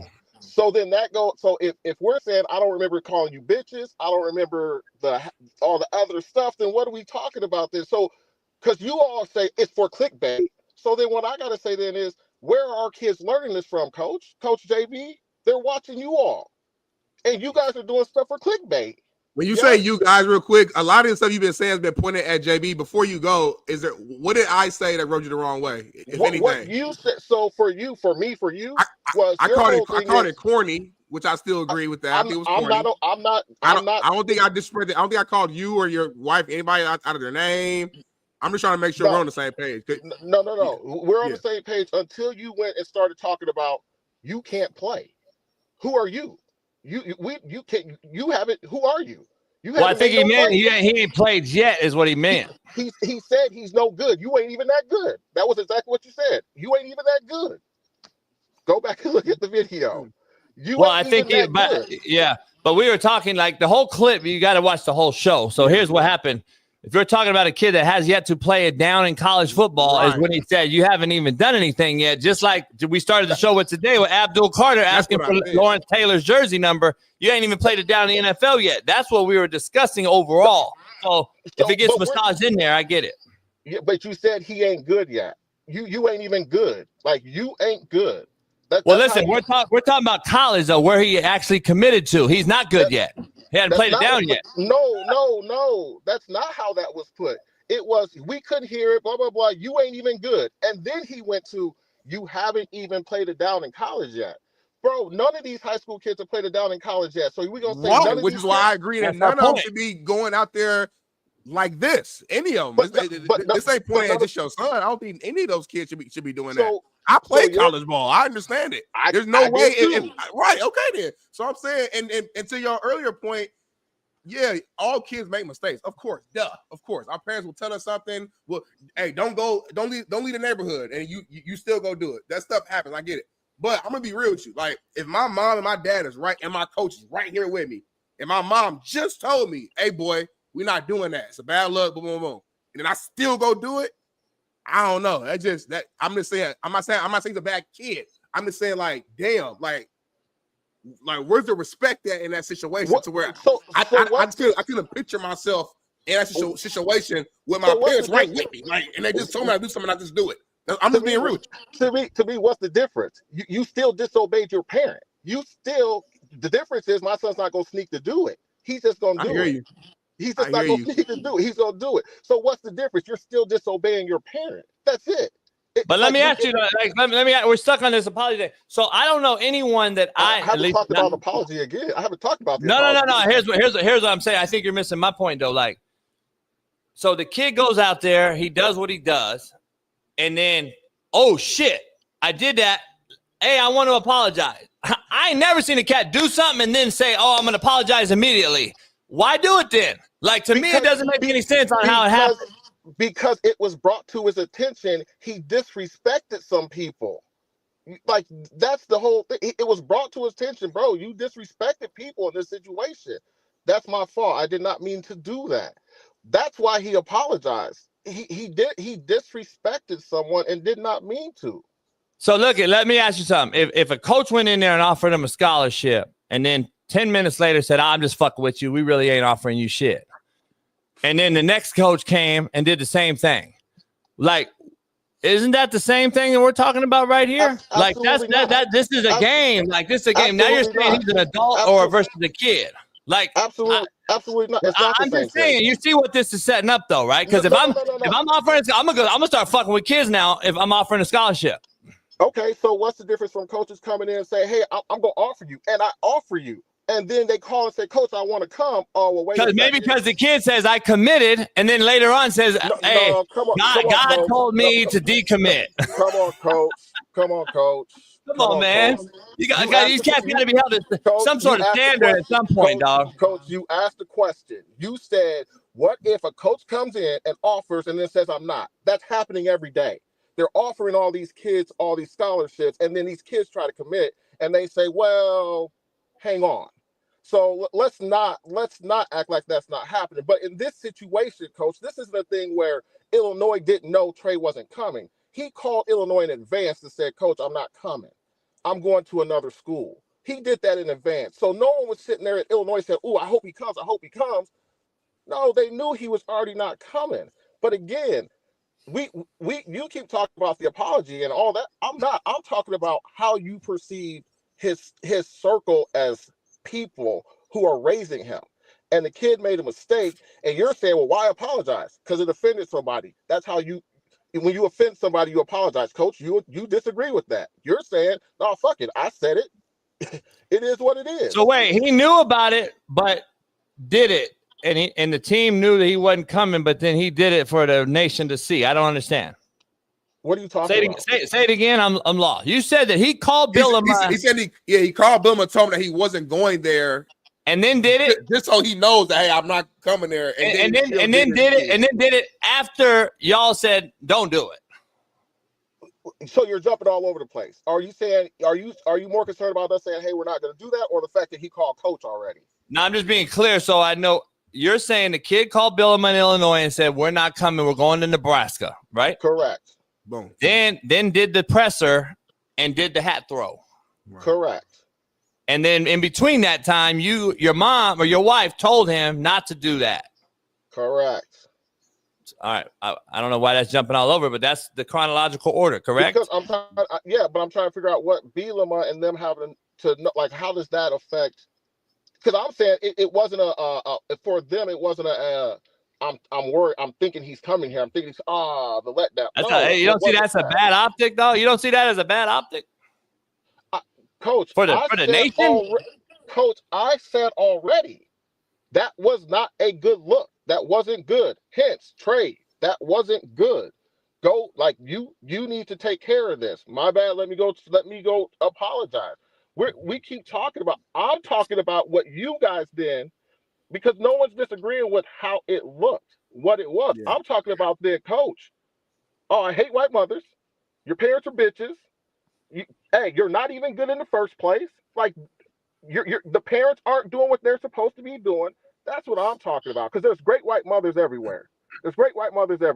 There are parents who parent, and you make this mistake. Now I'm going to come in and you're going to deal with me on the mistake, on the back end. Now let's see if you make that mistake again. Because if you make that mistake again, now that's who you really are. And we got a bigger problem with that. If we fix the problem in the first place, all right, good. It's a mistake. It's a real mistake. Let's move on. That's it. And for me in this distance, that's all I'm trying to say is understand. Parents sometimes don't know everything that's taking place. And when it does take place, guess what? You gotta react. Hey, Jay, on the side note, I do listen. I respect you as a man, as a father, for having the courage, whatever, to go here, speak up, defend your son, defend the situation. You gave us more context that obviously there's no way we would have had because we're not in those rooms with y'all. Correct. So we appreciate that. I'm gonna go back and listen to the full segment to hear exactly what I said. I know what I was trying to say is that at the end of the day, ain't none of y'all proven yet to be going out here throwing hats. So that's what I thought I said, but I'm gonna go back and watch the whole 7 to see exactly what I said from my end. Like you said, JB's not gonna. I know you don't care. No, I'm just giving you context. He's not gonna apologize, not because of you, because that just if you know JB, like he literally just don't do it. It has nothing to do with you personally. That just he don't do it. Yeah. And JR, I gotta be honest, and we got another guest, so we wrap it up. I can't thank you enough. Here's the issue. I got D1 coaches texting me right now watching the show. Mm-hmm. And I'm gonna be honest with you, and I'm not gonna say no names, but these cats in the NIL era, where these kids can get generational wealth right now as a kid, there's a standard now that these kids aren't kids no more. These are grown men now punching a clock just like you and I did for our lives. And I'm 9 to 5 now. I'm on a clock. I got a different standard now to be held to do some shit like this, which Smitty said corny is exactly what a text message just said. And man, it's corny because I don't want no corny kid that I got to pay $150,000 scholarship to just on the academic side, then get a collective to give $1 million to. I mean, just thinking about it. Go ahead. Coach, I agree, but so we can't talk from both sides of our mouths, right? We said, hey, you're not good. You haven't played a rep in college yet, and then say, but we hold you to the same accountability as a college kid right now. We can't. So that's what it is when you get paid, brother. but he's not getting paid yet. He's still in high school. He's still in high school. No. But a scholarship is still dollars. It's 100,000 plus. That he can't touch until he graduates, correct? Yes, of course. But I'm just saying you got a scholarship offer to go to school. Just say that he don't even get a collective. Let's just say no NIL. Let's talk about brass tacks. Academically, he's getting $150,000 scholarship. That was my whole point. He's getting dollars now, and then he's going to go get a collective to say, hey, this is some dollars we're going to give you, dog. This is grown man business now. So I'm just saying, this ain't no more street agency. Go ahead. Do you think those same coaches are going to then say, let me go look at this boy's background. Let me go look at this boy's, like, how has he had any other instances? Because the boy can throw a damn ball. He's super intelligent. He has a great work ethic. Those same coaches, you think they're going to say, let me go see if there's any other instances, or is this just a one-off? How would they do that? Right. They're gonna look at his total resume and they're gonna say that this is a overall good kid. Yes. Well, what they do now is the room for error is not the same as it was. Like now, you fart in the wind and I smell it. Guess where I go? To what's called the portal. To about guess how many? 130 plus quarterbacks sitting in there. I don't got to go get high school kids no more. Correct. So, like, the room for error is much smaller than what you think, dog. Because now you fuck up and I go get a portal kid who's played 4 years, homie. I'm just being honest. The kids, if I'm the coach up there on the podium, I'm embarrassed, dog. Because you embarrassed my fucking high school program by doing what you did when I got to get the next Trey a scholarship to play quarterback and not get a guy to move around the portal 5 times when I could just go now pluck the portal. That's why high school recruiting is so bad. That's why JUCO football is imploding. Because the portal, and I'm just telling you, unless we change it, dog, it ain't going to get better. No, disagree. But we're talking about a kid now who has picked his school, so we're not. And if Trey happens to jump in the portal, he's going to be one of those quarterbacks that has been in college now for multiple years that you're talking about. So I get it. I understand what you're saying as far as it didn't look good. We all agreed on that from jump. And ultimately, that's my only point. I'm not saying the kid's a bad kid. I don't know him. I can't call him a bad kid, you know. And everything you're saying, it sounds like he's a great kid. And I said it was a shitbird move. That's all I said. It was a shitbird move, is what I said. Yeah. I'm just looking at it on the. Yeah. I got the video over here. I know I said it's a shitbird move. I know I said it's a shitbird move, which it is. It's a shitbird move. I never said the kid. I didn't say the kid was a shitbird, criminal. I never went at that. If we joke around and say what we do on the show, this show is very loose, as you probably know, and we fuck around. But I've never. There's a reason why every one of my players come on my show that I coach. Like, there's obviously something deeper than what you see me say fucking around on the show. You know what I'm saying? So obviously, kids know. I got kids in the chat right now, quarterbacks that play for me. So I'm just saying. I love it. My thing is, though, you're saying shit. I offended you. I was joking around, and I'm saying shit. He offended somebody. He was joking around. One difference is you're a grown man. He's a kid. That's all I'm trying to say. Yeah, that is the difference. That is the difference. He's a No grown doubt. man. You're a grown man's kid. So I appreciate y'all getting on, because that was my big thing again. I don't shitbird of a move. I would have never even reached out. I'd have looked at it and said, "I told you." Like you were right. Like it's a shitbird of a move. But all the other stuff of this leads to this and this would. Yeah. No, that was too much for me. And my big thing is, hey, I hate white mothers. I got a lot of players that have white mothers that are great mothers who bust their ass for their kids, and you know that. Well, I already know. I already know that's true. I mean, come on now. Yeah. I've been coaching. Yeah. This ain't my first barbecue. I'm fucking around. I got a great white mother. Yeah. Come on. Hey, man. Much love to you for coming on, man, and being cordial with this thing. And I love that we could have a disagreement and talk. And listen, from the bottom of my heart, I wish your son the best of luck, man. And I truly do. I would never wish any bad will towards a kid. I hope he learns, moves on, gets it done, and I hope the next kid hope he ball out. learn. Yeah, I hope he balls out. Shit, I love to have him on the show. So it is what it is. I appreciate you, brother, and be safe out there. I know you're in Chi-Town in Chicago, and stay safe in them streets. And appreciate you. Stop by Harold's Chicken if you can. Appreciate you. I always do. So that's why I'm too big as it is. So all right, brother. Appreciate you. All right, man. Have a good one. Clap it up, man, for JR. Respect. Whether you agree or disagree, it's all respect, man. Take a man to be able to call in and be able to do that. A lot of people won't do it. Let's dive into the commercial real quick. Are we doing something? Are we doing a commercial?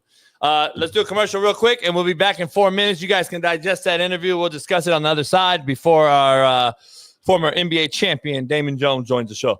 We'll be back in 4.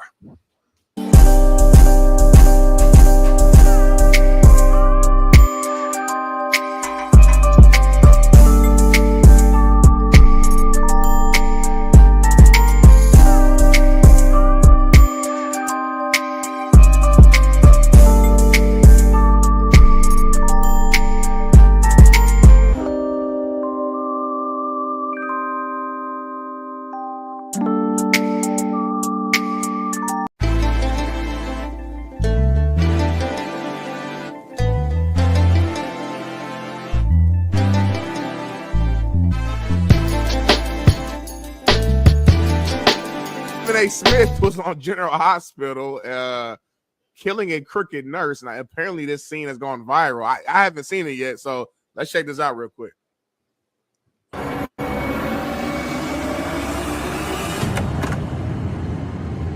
Sorry to interrupt. I'm gonna need to see some ID. ID. Now. Of course.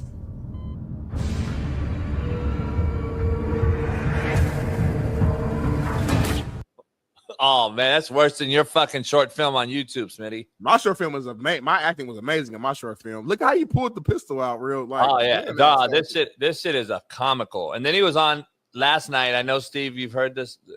And he was up there with Cuomo and he was like, Trump said you should be a presidential candidate. I mean, I agree. Trump I hope he is. I hope him and Jazzy Jazz Cratchit. I hope they are the party ticket. Please. No, Paris, it wasn't. I'm begging. That was as a conservative. Yes, I want the Democrats. Please do that. Trump said he's a very smart man. He knows how to market people. I think he should run. I agree. I hear the video. Here you go. Stephen A. Smith may run for president, as you know. Do you have any advice for Stephen A? If he launches the run? No, Stephen A. He's a good guy. He's a smart guy. I love watching him. He's got great entertainment skills, which is very important. People watch him. You know, a lot of these Democrats I watch, I say they have no chance. I've been pretty good at picking people and picking candidates, and I will tell you, I'd love to see him run. All right, there you go. Picking candidates. Hey, this has got to be like the biggest. I heard Whitlock a little bit. It's like a setup. It's like the Holy Ghost setup, man. Like why is he Whitlock up there? Called this last year, and Mr. President, I agree with you. I want him to run too. Please. let this happen. Do you guys think Trump? Obviously, I know how Steve is saying it. Do you think Trump is saying it like trolling trying to him? troll, or do you think Trump is actually kind of like I don't know his relationship with Stephen A. Like, are they cool in real life? Are they cordial or? I don't know, but he also endorsed Shador Sanders. Yeah. Hey, he out there. He trying to get y'all. He trying to get y'all back on the side. Who's y'all? You.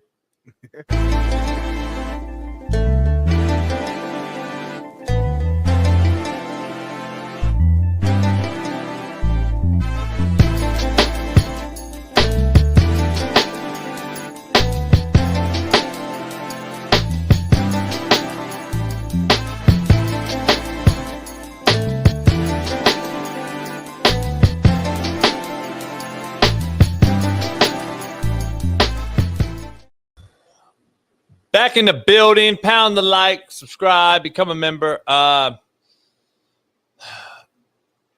What you guys take, man? Listen, man, actually, when Smitty gets back, I'll ask him, but I think we should we actually take a few callers. If some of you guys have something to say about it, your thoughts on the discussion, maybe we'll take a few callers, man. Let me ask Smitty.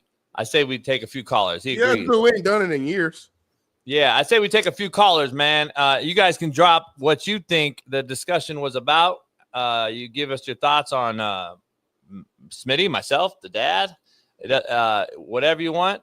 Members only, call in. The chat is in the link. The link is in the chat. If you guys want to call in, we'll keep going. But if you call in, go ahead. The link is in the chat.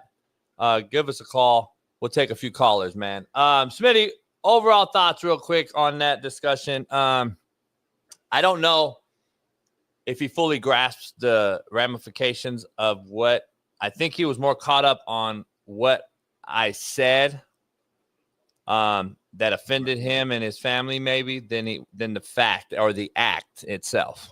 That's kind of where I'm looking at it as I think that's what he was pretty much saying, like in all fairness to the whole conversation. I think for him, he's like, no, I agree with y'all. Like, he shouldn't have did it. It was the wrong move.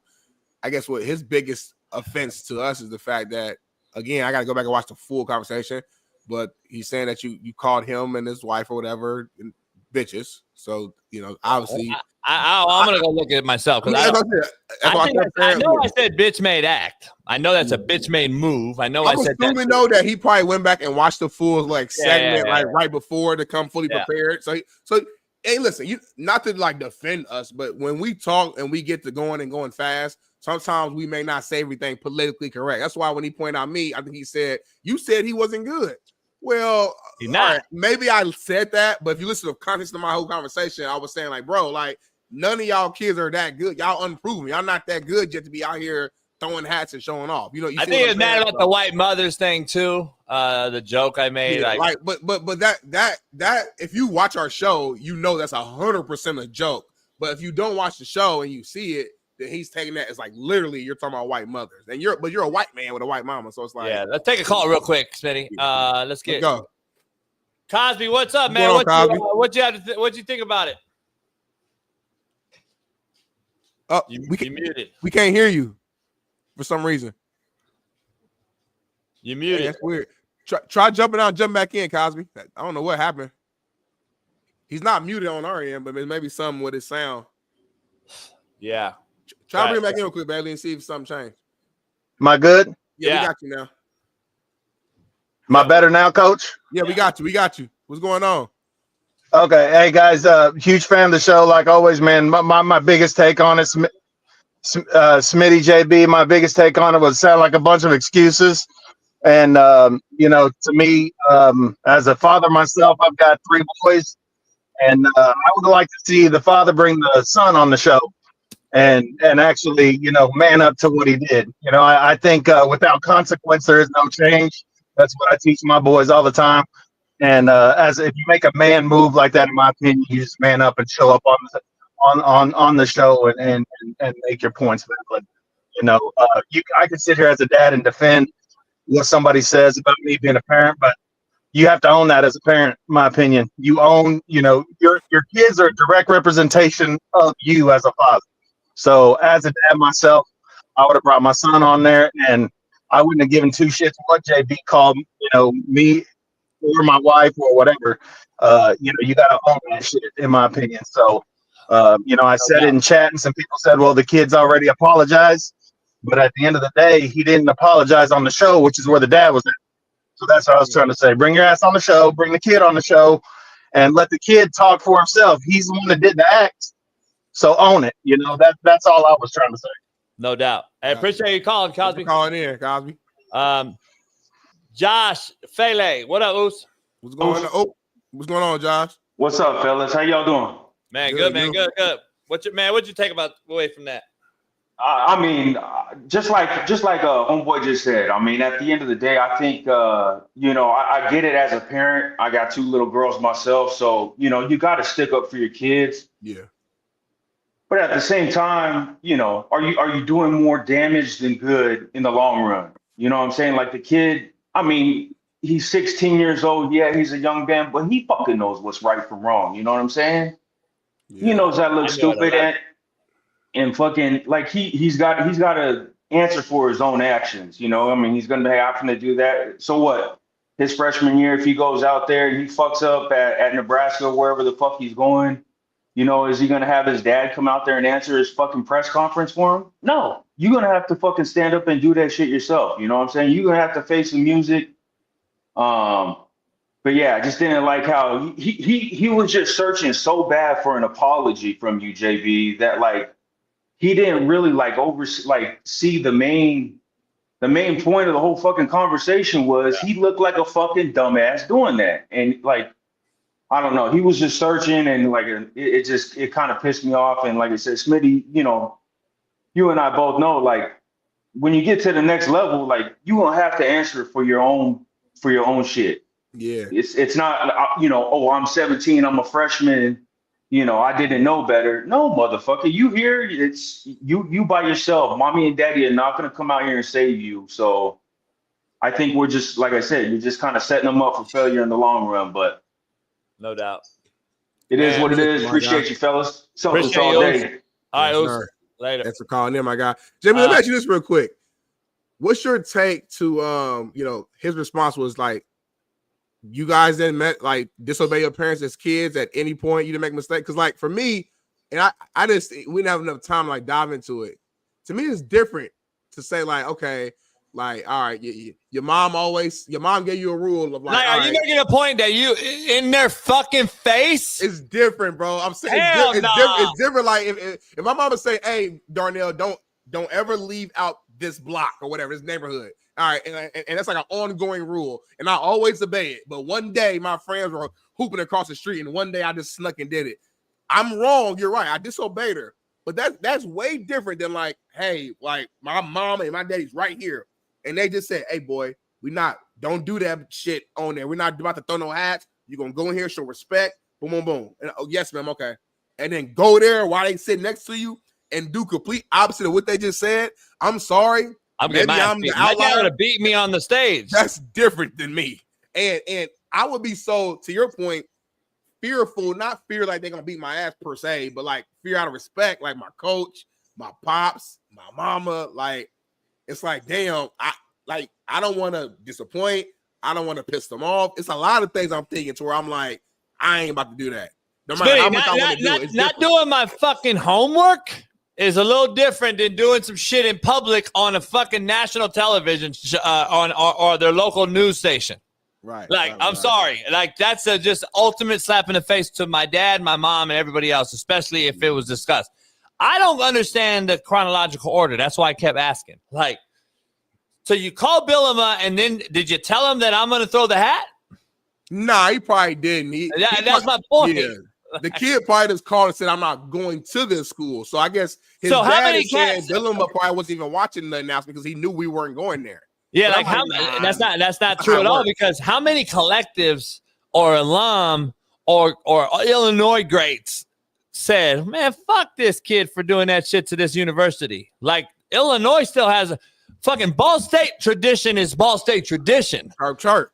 Central Michigan or fucking Akron or fucking Fort Hays State, where I fucking went. It don't matter. There's alum. There's fucking people that are invested in that place.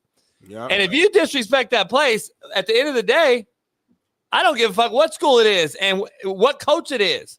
Like, come on, man. It's like you can't compare making a mistake and not taking out the trash to fucking and then getting reprimanded to doing it in front of somebody. You did it in front of your daddy and your mama after you talked to them. And then you slap every college. You didn't just slap Illinois' face. You slapped every college and every player that's ever came before you in the face. And then my point was, is he the first kid to do it? No, that's my point. Like, so you all didn't learn. The last cats that did it, I don't know, the first time I saw it, maybe 4 or 5 years ago, someone had like 6 hats up there, and they were fucking picking hats and putting it on and taking it off. Remember that whole shit? That was the first guy to do it. Travis Hunter did some shit. Yeah. Anyways, it's beating a dead horse, but it is what it is. Mike Bundy said one thing. He said, "Kids F up. It's not always the parents' fault." True. I'm with you, but like you said, this is a contextual difference. It's contextual difference. And before we spoke with him, I don't know what conversations were had. So when we react to a viral clip, we don't know every single thing that happened behind the scenes. There's no way to know that. So for us, it's like, shoot, we're not gonna blame a 16-year-old kid. We're gonna blame the adults in the room. That's what we always say. I'm getting getting texts, Smitty, like, and I'm never gonna put coaches out there, but they're like, what's their names? They're like, this shit, homie, that's corny as fuck if they think I'm gonna get them out the portal. Like, that's what I don't think he realizes, homie. This ain't just Illinois you fucking offended. Like, you offended everybody out there. Like, it's already bad as it is. Now, listen, playing devil's advocate and double-edged sword and all this. Yeah. If he ball out, then it's what it is. Are there kids that have done worse and get picked up in the portal? Yes. Like, I'm not saying – what I'm saying is this is a high school cat that's going on to college, and Nebraska with a hell of a tradition, Illinois with a tradition, each his own. They all got tradition. Mm-hmm. Like, I'm just saying, like, I'm pretty sure Illinois has some pissed off people over there, regardless if you told them you were not coming or not. That didn't mean go slap us in the face. Yeah. But listen, it's amazing. I know we've been talking about this for a while. Like, sound like he a good kid. Sound like he learned from it, we think. And we hope he goes and ball out in college. Yeah, I'm not holding no grudges on the kid as a human. All I'm saying is there needs to be a little bit of, what is that called? Cooling down period, homie. There's got to be a cool down period for these kids and their actions. Like, there needs to be some sort of recourse, consequence for their action, because these kids continue to do this shit over and over and over, and then there's no recourse, there's no consequence, and then they just keep doing it. Like, I'm just saying, dog, you let your dog piss, and then you rub his nose in it a day later, guess what? He don't know why you're rubbing his nose in it. You better do it that day, homie. You better do it right now on the spot. My daddy would have reached across that motherfucker. Like, because he wouldn't have wanted to disrespect no grown men in their profession. Like, that's the issue. Like, my dad and your parents seem like would have had. Like, you did that shit in front of me on stage? Yeah. Nah, you can talk about until you blue in the face. Homie. You can tell how good your kid is. You can tell us how good your kid is until you're blue in the face. The fact of the matter is, what happened. What I said. What am I going to apologize for? I can't take it back. Are you going to think I'm a different man now? The kid apologizing. Do I think he's different now? That's my coach's points. We don't think he's different because he apologized, homie. Like, what you think that we're just, it's over? Like, that's all right. All right. You did it. It's over. We'll move on. We'll give you a fucking $2 million NIL deal. Come on, man. Anyway, Smitty. Can we move on and do what's happening now? We should have did it 2 hours ago, but we got a good what's happening now that we got to discuss, man. So let's bring on our graphic right here. That's me on the right. I still don't see JB on here at all. So I don't know where he's at. Shout out to the white mama on that, right on the bottom right down there. Black mama, light skin. So JB, man, what's happening now? Brought to you by Bet US TV. What's going on in the world today? Don't know how to feel about this. Donald Trump. Wants to reopen Alcatraz, homie. He wants to reopen Alcatraz, the most sought after, nasty jail ever put in existence. You couldn't get off the rock. You had to swim in shark-infested waters, cold water, what have you. They shut it down, Smitty, because it became too expensive. and Alcatraz, Smitty, it might be reopened. What's your take about that? What's your thought about that? You all right? I ain't gonna lie, homie. You know the real show, Planet Earth. I did not know that was gonna be the what's happening now, homie. I looked up the rundown. We got like 3 different options there. That was not one of them, and so I did not. So I'm laughing because you pulled that shit out of like your brain that's pretty impressive. You pulled that out of like left field. I didn't even know that was a thing. So I didn't even look at the rundown. I thought that's what it was. I thought that's hilarious. No, Baby and I talked about it before the show started. So that's all. Yeah, maybe he. Yeah, but hey, how I feel about Alcatraz opening up? I mean, all right, wait, here you go, man. Opening up the prison, dog. Like, let me give you a little context real quick. Yeah. Here's my cons to it. Salt water. I know firsthand because my boat gets fucking riddled by salt. I know how hard salt is on everything. So when that water coming from the wind and the waves crash upon that rock, it goes up, it hits metals, it hits other things. Salt obviously deteriorates shit, and the tax-paying dollars are going to be crazy, okay? But that's not like we haven't spent trillions on shit we don't know where they've been, so shout out to Elon for finding that. Number one, so it's going to be another cost. Number two, probably going to cost $75 to $100 million a year for maintenance to keep it up. Number three, what it's going to take to reopen and fix all the old shit from concrete renovations to infrastructure to update security to obviously everything needed to run a jail or prison. Number four, the pros, I would love for it to be back in operating status for the most hardened criminals in the world. That's what it was for. That's what it was used for. And it had like a low, it was like a, what do you call it? It was like, damn, you going to Alcatraz. It was like a Guantanamo Bay. It was like Guantanamo. So right here in San Francisco Bay Area. So listen. Why did it shut down? Do you remember? It was cost. It was like, it was a bunch of shit, but it was like, obviously, you ever seen the movie The Rock? I think one. Is that the movie when dude broke out? Well, no, he broke in. Ooh, I don't know if I saw that there. Yeah, great movie, man. Unbelievable movie. But The Rock was a great movie. They thought it was too like hard on criminals and inhumane. People couldn't go over and see what was going on over there, and blah blah blah. So, it's basically cancel culture. So, I'm not opposed to it, but I also have the cons to it. So I'm just trying to. It'd be tough. I don't know why do we spend the money on it? I don't know, but it's interesting to say the least. There he is. Well, thanks for that elaborate breakdown. I'm not going to defend it because it's probably a billions of dollars project, I would assume. Yeah, but I mean, Trump, he's a businessman. He knows money, so I'm sure there's some reason. But he ain't doing it. You at least agree to that. You said it yourself. There's got to be a ploy to it, right? There's got to be a money maker, right? It's got to be some sort of money maker for this. Doing it just to be doing it. There got to be something there that we don't know. So, shout out to Alcatraz. I guess we'll see. $1 million to tour it with live inmates. Like, I don't know. The rich get richer some way. I don't know. I don't trust none of them. Maybe the rich white folks will go in there and watch, pay to watch the inmates fight to the death or something. Who knows? So rich black folk do it too. No, we wouldn't do that. But all right, moving on to like a real topic.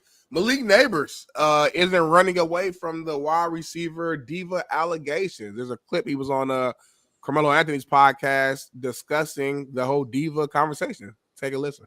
The divas? Yeah, like we definitely a diva. Like I know for sure we all feel the same way. We don't like not getting the ball, especially like we done ran about 100 routes in a week. We done watched the film on the DB. We done learn the plays that we want to call. These coaches is telling us we're going to call this on this down. We're going to call this when we get to this formation. You're going to score off this play. Not only are we watching film, they watching film also. When we go into the game, I'm about to score. It's not often for a receiver to score that much. A running back might score 20 times a game. He can go on the 1 yard line and rush it in from that. We can't. We got to put that ball in the air, do something. For us, there's only so much opportunities that we have to do what we need to do.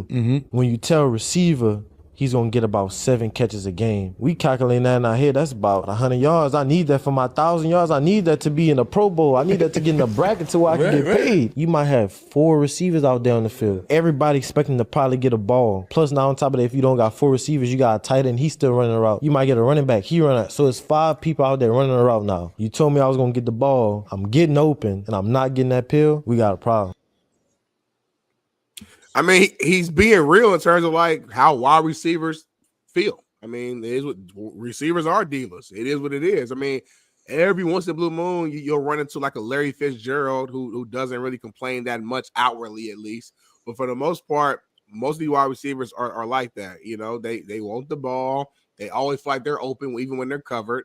And when they don't get the ball, they're going to let you know, let the fans know. Their body language is going to showcase that. And I've always had mixed feelings on this because it's like one side of it is like, come on, bro, like let's be mature. Like it's a team sport. We're trying to win. Yeah, we plan to give you the ball X amount of times coming into the game, but things have changed. But you know, maybe our running back is getting 7 yards to carry, so we're hanging the ball off more today than we're planning on. Like let's win the game as a team. On the flip side, though, as a competitor, you're like, shoot, I'm the one of the best players on this team. I can help us win. Give me the ball. Like, as a player, you want to play. As a player, you want to go out there and you want to make your plays too. So I get it. I don't always agree with how receivers handle not getting the ball, but I do understand the emotions of being frustrated for not getting it. Two things can be true. So that's where I'm at, Jason. Me. That's all I heard. Me. Everything he just said, literally, he said everything that's fact. Pro Bowl, he talked about 1,000 yards, getting paid, all that's me. Yeah, but then the context he said that he bitched about is literally he's telling on himself. 5 wides. We drew up the play to score. Get me the ball. I'm thinking I'm supposed to get this touchdown. It goes to the running back. He scored instead. No shit. That's football, homie. The last time I checked. Smitty, let me ask you a question real quick. Yes. Put this whole thing to bed real quick.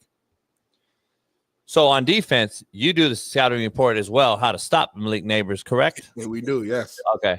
So on offense, he said, oh, they drew up a play for me and I'm supposed to score here. As if the defense is supposed to just let that motherfucker score. Right.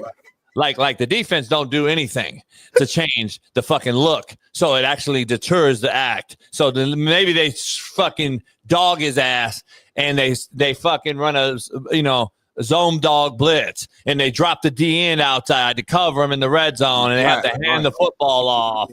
And maybe that's what happened. Like, what the fuck are we talking about? Then he mentioned 5 wides. Wow. So there's 5 possibilities, and if they double team you, the quarterback has to make a decision to go somewhere else? No fucking way. Are you shitting me, Malik? And then the running back get 20 touchdowns a game. Well, fuck, he'd break the record. He'd have 800 touchdowns. But Jason, we fumble words all the time. He probably meant a season. I get it. We do the same thing. I get it. But my point is, homie, like, there's other guys out there, and if you are in 4 and 5 wide outs, guess what? There's one football. The last time I checked, this is why wide receivers are the biggest prima donnas in the history of any sport. DBs are second, wide outs are first. No mistake about it. The quarterback has to make everybody happy, Smitty. Yep. And if they don't, they're the ones that are going to be pointed at, oh, man, you give me the ball. And here's the one position, Smitty. The one.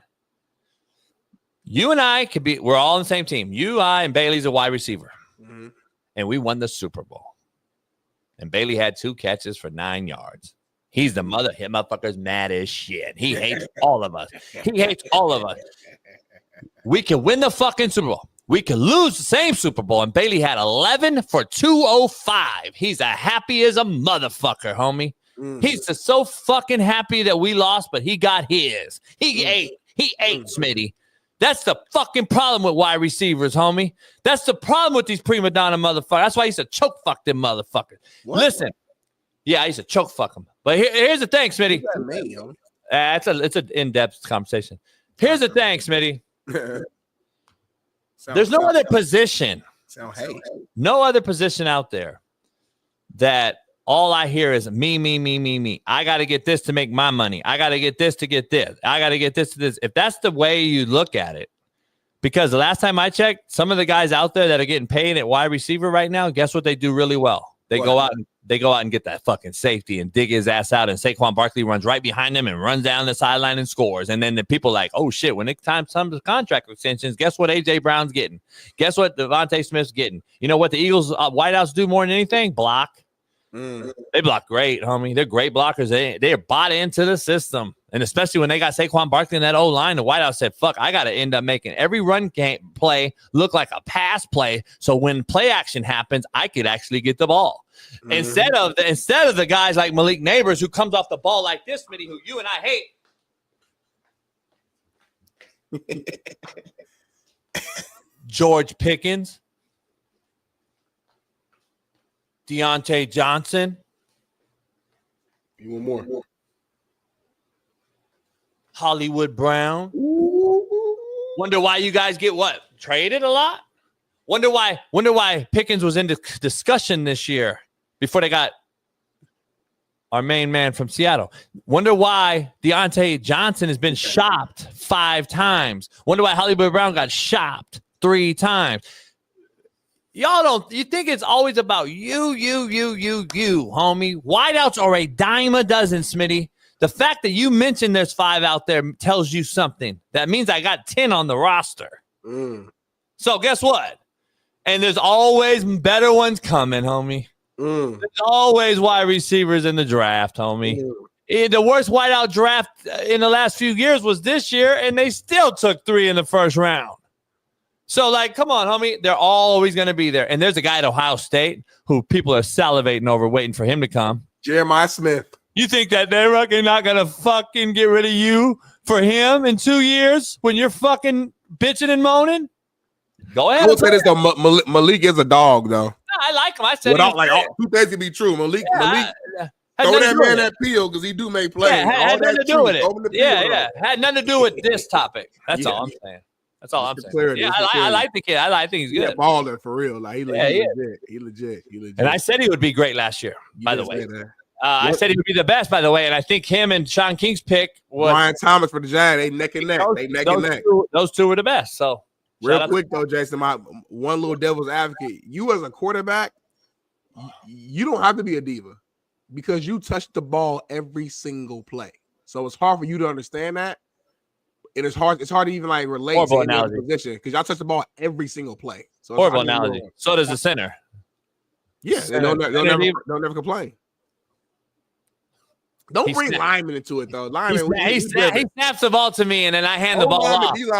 Y'all act like I'm back here throwing it every time like 7-on-7. Homie, stop. O-line and D-lineman, but no, you're the decision maker. So like, right, I got to get Malik Neighbors in the right spot too, right? Like. I got to get him in the right spot too, right? Sure, but I'm saying like you'll never complain because you the boss. But we're not supposed to complain. Our job is to distribute as a delegate. Right, but I'm saying that's what the coach does. Even relate because like it's not your fault. I'm saying the position you play, you are the lead. You determine who the ball goes to. You determine. Hell, I don't even want to throw it. I'm gonna tuck and run, or I'm gonna change. Like you are the boss. So let me ask you something. You know what I'm saying? Like you're. Let me ask you something though. When the game comes down and the fucking we were shitty, are they blaming Daniel Jones or Malik Neighbors? Daniel Jones. Oh, okay. As they should. Okay. Now they should. See, that's my point. Trash. But don't bring in linemen though. O-line, D-linemen, we'll never be divas. Because we're selfless, homie. We're selfless. But also we're in our own world though. O-linemen and D-linemen, it's a game within the game. Like it's times the D lineman. I'm not even tripping if I don't actually go make the play. If I beat this guard and he know I beat him, I feel great about that. Like I don't have, you know what I'm saying? It's a different battle within the battle. So we a whole other entity. We are the last of a dying breed when it comes to real football players. You guys in the trenches. You quarterbacks are different now. The skill guys are different. The linemen, we still those guys. So keep this train rolling, though, man. Keep this train rolling. Warren Moon. That's some advice to Shedeur Sanders. I thought we wouldn't talk about Shedeur no more, homie. What the hell? We said last week we shook on it. We're no more Shedeur talk. This ain't about Shedeur. Okay. Warren Moon has advice for Shedeur Sanders. Let's check out the video. Talk about the past and what happened, but if you were to be able to talk to Shedeur, I don't know if you have, what would you tell him as he tries to win this job? I think I would tell him you understand the things that you might have done wrong or did right throughout the process, the pre-draft process. But now you're drafted, you're in an organization, you've got a chance to go in there and make a name for yourself. And it's how you go about doing it, it's how you attack it. There's nobody there that's solidified in that job at quarterback right now. Joe Flacco's in his 40s. We don't know what he has. Dylan, the kid from Oregon, he's a rookie. Gabriel Daniel, Yeah, none of those guys have done anything in this league so far. So I think the job is wide open for Shedeur. All he has to do is go in there, put his head down to the grindstone, and go after it and be the player that he's been the last few stops he's been at. So it's all in front of him. It's just the only thing that's affected him now is he's not a first-round draft pick, so it's the amount of bonus money he gets. Otherwise, he's still on the football team, and he has just as good a chance as anybody else on that team to make it. And that's why Warren Moon's a Hall of Famer. You know what I'm saying? Because he has a great mind. Forget the horn and everything else. California JUCO product. You know what I'm saying? Great man. He's still fully there. He's fully intact. He's sharper than a damn nail. Everything about him right there. Shout out to the great Warren Moon. And we on the same page. That's why I told you and Bailey strongly disagree with me that I actually thought this was a good fit for Shedeur. Basically, it's a horrible fit. It's a good fit because I know Shedeur has a chance to play. He'll have a chance. If Shedeur is who he says he is and who a lot of people think he is, he'll have a chance to play for every single reason that Warren Moon, the great Hall of Fame Warren Moon, just listed and just named. So I couldn't agree more. Now all the talking, the pre-draft, all of that is irrelevant. Now it's go out here and show me. Go out here and play. All the hat tossing, all that, it don't matter. It's time to go out here and play now. Go out here and show me. That's where we at now. It's show me season.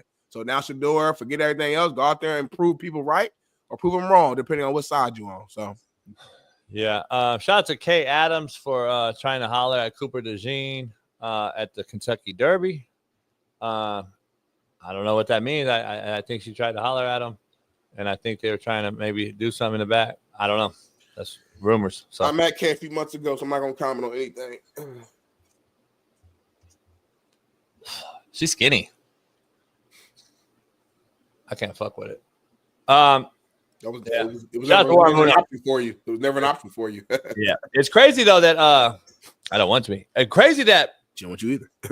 It's crazy. You don't know that. It's crazy that it doesn't be true. The thing is crazy is that all these legends keep saying the same thing, and then the prime sexuals are still right. That's the funny part about it, man. That's really what I go to sleep with laughing about. Like, I'm just fucking dying laughing. That Warren Moon don't know shit. He only threw for like 75,000 yards.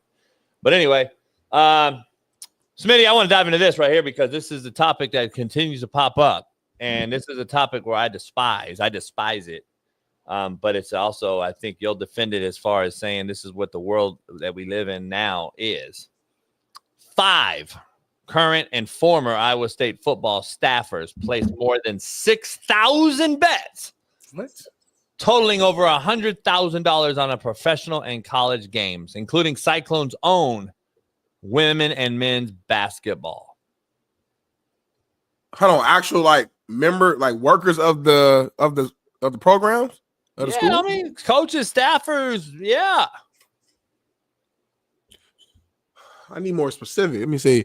The 5 were identified during a state investigation so sports wager activity was in campus athletics 2021-2023. Faced no criminal charge. Negotiated resolution last week. Jace Hickok, Chase Clark, Michael Driver. I guess what I'm saying is though. Okay, so actually, okay, for all right. So read it for Brad Tech.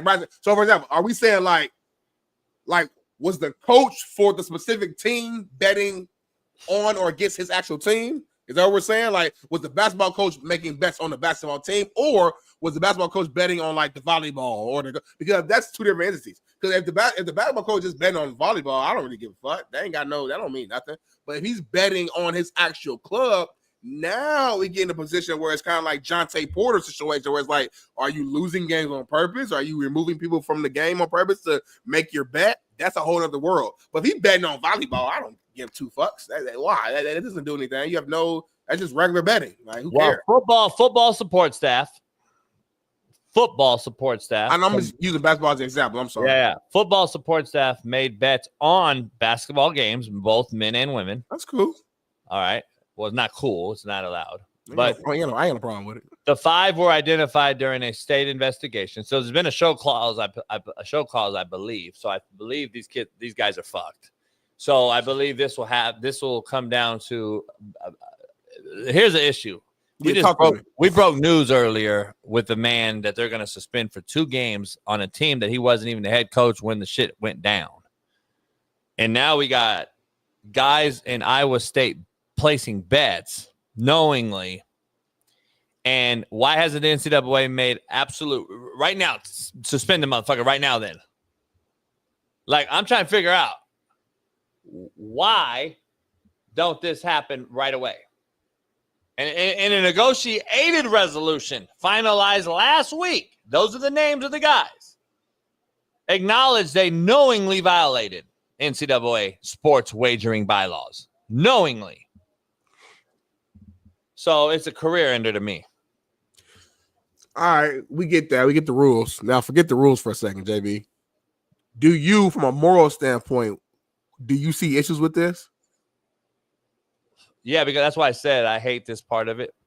For when people do this, when you have an opportunity to be one-of-one, a coach at a major institution, and you got a chance to coach kids, and you recruited those kids. And the macro level of this scale, I recruited you, Smitty. I went into your home and told your mom and dad I'm taking care of you, and I'm going to do X, Y, and Z for you, and blah, blah, blah. And then I get fired for doing some dumb shit. To me, is why these motherfuckers should never coach a down and coach a kid ever. I see that side of it. And that's why I hate this part of it. Like, you make good money. Let's be honest. Whatever money they're making more money. And they're most likely they're younger. So they got an opportunity to be even bigger in the business, in the profession. And you obviously are so caught up on this. And again, this is kind of like a kid versus a parent situation. I don't blame necessarily the kid all the time, right? It's the adult in the room that does this. And we only know what we know and don't know what we don't know. But the betting is what I'm translating that to this betting world. The system. The NFL is sponsored by DraftKings, but we'll suspend a cat for betting on DraftKings for $1,500 in the NFL for a whole season, but we won't suspend you for hitting a female. We'll suspend you for 3 games and let you back in. And the shit is fucking a joke. The shit is a joke. The betting world is running sports. And if they just admit to that and say that's what it is, then open it up. If not, then this is the rule. Players in the NFL know it, and coaches in the NCAA know it. Then fucking stop, because this ain't just happening here, Smitty. Like, happening everywhere. It's happening everywhere, and this is the problem. Like, yeah, I just think you're lazy, and you're absolutely shitting on the players that you told something to, promised or didn't promise, but you said something to get those kids. Yeah. And now you're no longer there. And now you wonder why kids want to enter the portal faster and more than ever. You wonder why these things happen. But when I know there's hungry coaches out here who would give their left fucking nut to coach and be in that position and not fuck it off because they're actually appreciative of the opportunity, this screams to me the entitlement. Again, this is why I don't agree with these young coaches coaching these young kids. Because they have no fucking idea what appreciation lies in there. You don't have the value of the dollar. You don't have a value for a life. You don't have a value for the fucking position you hold. That's the issue I have with this. So, yeah, it's a morale clause issue with me for sure. But it's also a bylaw issue that they admitted to. They knew they fucked it up. So when I asked about the moral code, I had another angle, but I love the angle you took. And I understand that completely. From a coaching standpoint, you told these kids and these parents, you're going to take care of them, and then you go do something knowingly that's against the bylaws, and then you get suspended or fired, and now it's like, damn. So, like, from that angle, I'm with you 1,000%. It's self-sabotage, homie. Like, 100%. Self-sabotage. Nothing worse than a waste of talent. For players, same thing. For throwing the hat, the kid, self-sabotage, homie. You, at the end of the day, you know the difference between right and wrong when you got hair on your nuts, homie. I knew the difference right and wrong at 11 years old. I knew not to go out and fucking rob a bank and shoot somebody. Like, I didn't need to be fucking 25 to know that. Like, when I asked you the moral question before we move forward, though, I was asking from a standpoint of, like, try to see how I can explain it properly. If I'm a football coach and I bet on another sport within my program, I get it. Yeah, I get it. Like it ain't like it's not like I have actual impacts on that game as far as how it go. I think it's different when like Jonte Porter, for example, in the NBA was literally betting on his individual stats and his game, and he was like leaving the game, like he was doing things to harm the team that he's on in order to win his bets. From what I'm understanding with this is that they're just betting on other sports within the program. Still wrong from a bylaw, duh, that's obvious. I'm speaking from, so when I said moral though, I wasn't speaking from like a coach standpoint. I'm speaking from like at the end of the day, like they didn't hurt nobody. They're not causing losses. They're not causing, you know what I'm saying? So I just look at it a little different from that standpoint. So, but how do I trust you? Yeah. How do I trust you now moving on that you're not betting on my quarterback to fucking throw a pick six right here? You can't trust it. In a year from now. You know what I'm saying? That's all I'm saying. Like, once you open Pandora's box, I don't know if you ever could shut it. Well, we got some bigger news than that, man. FSU offensive tackle Jaylene Matthews looks at pregnant women and reveals the gender of their child. His mother said she's been pregnant 11 times. He knew every time before. They say, and I quote, Jaylene is gifted and not just on the field. She said he is 6'6", 340 pounds. And he is the pregnancy detector. Are you buying this? Is this fact? Is it cap? What say you? BPS. You think it's BPS on me? I don't know. I don't know what it is. So wait up. Yeah. He's predicted his mother's 11 pregnancies. Yeah. Every time, homie. He the oldest. Who's the dad? Tyreek Hill, motherfucker? Nick Cannon, homie. Fun. Shaun Kemp. What's the corner? Cromartie, homie. I need one more. Elon Musk, homie. Phillip Rivers. Hey, that's impressive though. This whole thing's impressive. 11-time predator is impressive, and then him being 6'6", 340, that's impressive. And then him being able to like. You think his mom's gonna DM me and want to come on the show now? Not yet. I don't know. Are you finished with your take? You might say some stuff here in a few minutes that she might, you know what I mean? Might pivot. Hey, shout out to us, man. People watching our show. How you know? The kid daddy hit me up. Obviously, I mean, shit. That's true. Shit, the motherfucker, they know the show. They want to watch it. They will. Shit, that's why I be having like when you and baby put some bullshit on here. That's why I lean to the left, lean to the right, take a sip of my fucking Sprite because this show is big enough. And we get to a point now. Like when I first joined, I can say whatever. It ain't really matter. We got 200 people here live when nobody seeing this shit. It was bullshit. It was all racist. I can say whatever. Now I gotta really think through. Like, hold on, homie. I didn't say that. Like I didn't call nobody no bitch. I didn't say nothing about. So I got to be careful and think through. Hey, you was getting a little mad. You was getting a little mad with the dad, though. You think I did? You got a little mad. I could tell you was getting defensive. You was getting defensive with the pops. Because like everything he was saying was pointed at you. So I'm like, that's why I kind of cut him off. I'm like, all right, you keep saying y'all. What did I do? I didn't call you no bitch. I didn't call nothing. And then the one thing he said is, we're a team. We're a team, homie. You got to take it. We're a team. I hear you, but damn, bro. I was daydreaming the other day. I was like, damn, like JB type of dude. Like, I gotta really watch my back in these streets now. Like, I gotta like, motherfuckers really don't like you, homie.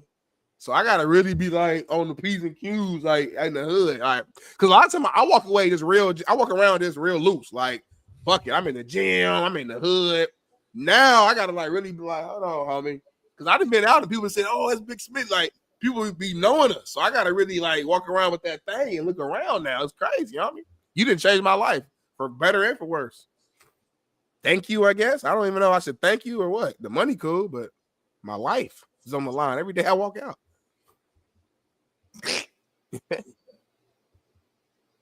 I love it.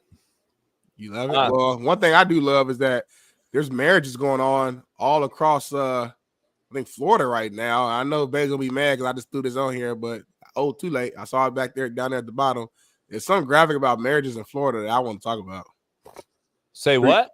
It's this dude got 3 wives, homie, in Florida, And I want to talk about this right now. Let's bring it up real quick, baby. I don't think you knew about this, a video. We have of him. Michelle married Henry in Hernando County in November 2022. I met him on Match.com. We met in early November. How soon did you marry Henry? It was very short. It was very soon. It was within about 3 weeks span. Henry was still married to Brandy, who married him in Manatee County that February. Brandy asked us not to show her face to protect her job. I met him on a dating app. The first time I'd ever got on a dating app. He said all the right things. When Brandy married Henry, he was still married to Tanya, who obtained a marriage license in Gadsden County in November 2020. Tanya asked us to blur her face because she's a domestic violence survivor. Meeting him on a dating site and the way he portrayed himself, he sold the perfect person when in reality he was none of those things. All right, Mr. Betsy, raise your right hand. You solemnly swear to affirm any testimony you are giving the truth, the whole truth, and nothing. Hey, homie. This man said, it was Lisa, Veronica, Karen, Vicky. Damn. Glad I met her at dinner, man. BPS. That's BPS, homie. BPS. The white But it's girl. also WPS because all the women that he married were of your tone, and they fell for it. White mamas. They shouldn't have. How could I? God. How could I say? Huh? Oh my God. What? Hey, I love this show, man. We getting good, man. We are getting good. What we happened? are getting good. That was clever. What? That was clever. Go ahead, homie. Go ahead. That was clever. Damn, you kind of smart. I hate to even admit it. Go ahead. My mom is on me. what do I know? Anyway, there's a lot of good white moms out there, bro. I'm gonna be the one to say that on this show. So, shout out, man. Make sure we balance. What, homie? What's your take, homie? I think it's player. I mean, I think he's doing it for like. They married a pimp.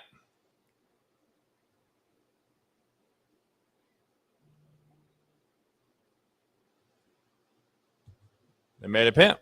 That's what it is, homie. And I'm surprised it's not happening in the Bay Area because pimping happens. It was heavy in the Bay Area. But you know, a lot of the BS that happens though is always in Florida. There's always some weird stuff in Florida. It never fails. If something crazy happens, just guess Florida. You'll probably be right. Florida got weird shit. Always cracks on me. I wonder, what was his take though? Is it like a financial gain in any way? Is there? And why would those white women? Why did they marry him so quick? Like, it's somebody said all the right things. It's been 3 weeks though. Why are you marrying him in 3 weeks? I would love to have him on the show to kind of understand his game plan. Like, he must have been going to women who were like damaged goods, and women who were struggling with confidence. Because there's no way you just meet somebody. First of all, I met on a dating app off the bat, and then 3 weeks you're marrying him. Something ain't right, homie. I don't know. I want to dive in. We got Damon Jones, obviously, some NBA talk, but before that, another issue in college with football players that have been paid to go out and do some dumb shit. It just keeps blowing my mind. Texas Longhorn football player Nick Brooks told an officer that he was coming from a 21 and up club on West 6th that makes exceptions for University of Texas football players before he was arrested for DWI.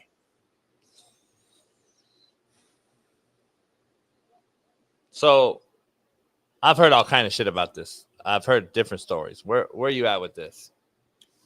This is all I'm seeing right now. I mean, I don't know. The problem is that we just keep seeing football players or college athletes in general get in trouble for DWI, DUI.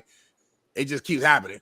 Like, and we've talked about it so much because it seems like every month we get at least one story from one university where it happens. I don't know the solution though, JB. I mean, we've talked about it so many times. I know you said like take the kids from these kids and all that, but that's just not realistic. I don't know the solution.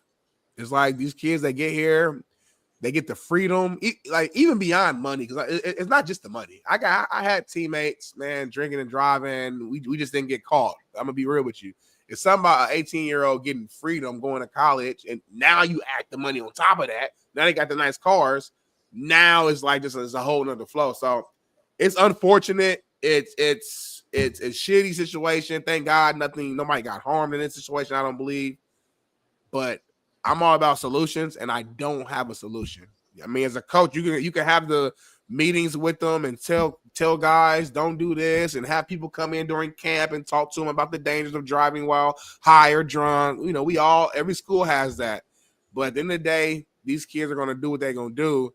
And I mean, the only thing I can think of is setting a tone soon in day one and say, if anybody get a DWI, DUI, whatever, you're cut from the team. That's the only thing I can think of. You make a straightforward, boom, this is the rule, and scare the shit out of them. And that's the only thing I can think of. But I don't know, Jason. You might have a better answer than me as a coach. I've said what I think. I wouldn't let these motherfuckers do anything. It's unbelievable. Don't pay them. Take money back. I guess take the money. Like, I don't know, man. Listen, I'm all for getting paid, but not this way. I think this is the worst way, and that's why I'm standing on business. I said it 5 years ago when they said this. I knew it wasn't going to be because of your jersey sales or a deal that you got at a car lot, used car dealership, or a fucking T-Mobile deal. I knew it was going to be some crazy shit, and I knew once you gave them an inch, they're going to take a foot. That's just human nature. That's what I would do, you would do, everybody would do. I want more. That's just is what it is. We want more every day. Like, that's just human nature. But at the end of the day, when you made it pay for play, you allowed this to creep in this mix. Because you now got grown man money, grown man shit that you can floss and try to, what's the young kid's goal? What's the young kid in life when we're young? What's the number one thing we would have loved to do? And I had opportunities that I hustled to attain. And what were those opportunities? Give me a flossy little car at 17, 18. And then what I wanted to do, go get an old bitch.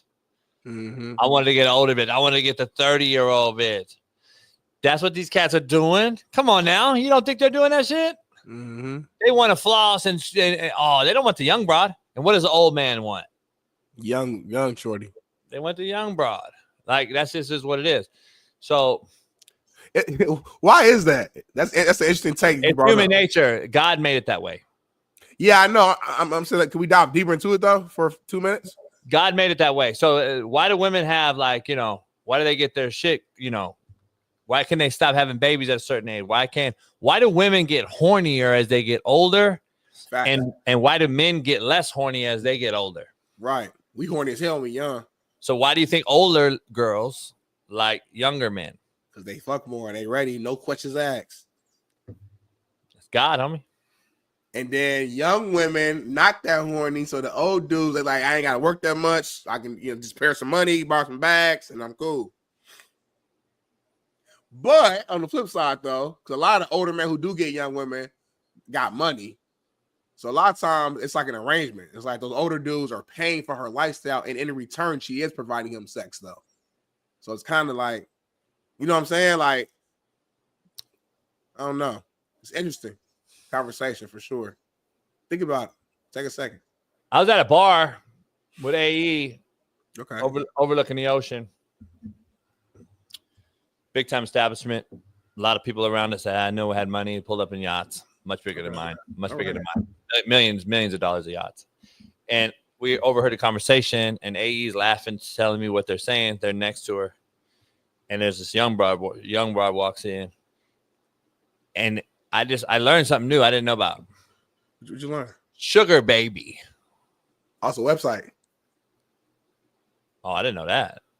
I think I didn't know what a sugar baby was. And then a website for like young chicks to get with old dudes? I don't know. It's a website, but I heard that sugar babies. So the broad walks in, homie. And I was almost going to choke this motherfucker. Old rich cat. And she walked in and he introduced her. And you all think I'm bad for saying AE. He introduced her to his old homies as sugar baby. This is my sugar baby. And the motherfucker gave her a credit card, homie. A Black American Express. You lying, homie. She bounced. So she walked in and said, hey, gentlemen, this is my sugar baby. First thing out of AE's mouth was, I'm gonna tell Whoop-de-Whoop, her homegirl, to come to this bar to find her a sugar daddy. Damn, homie. That's why broads ain't shit, homie. I ain't gonna say that, but I will say this: money does talk. Even if you got the most morale woman in the world who stand on her morals, she like all about like she not no hoe, none of that.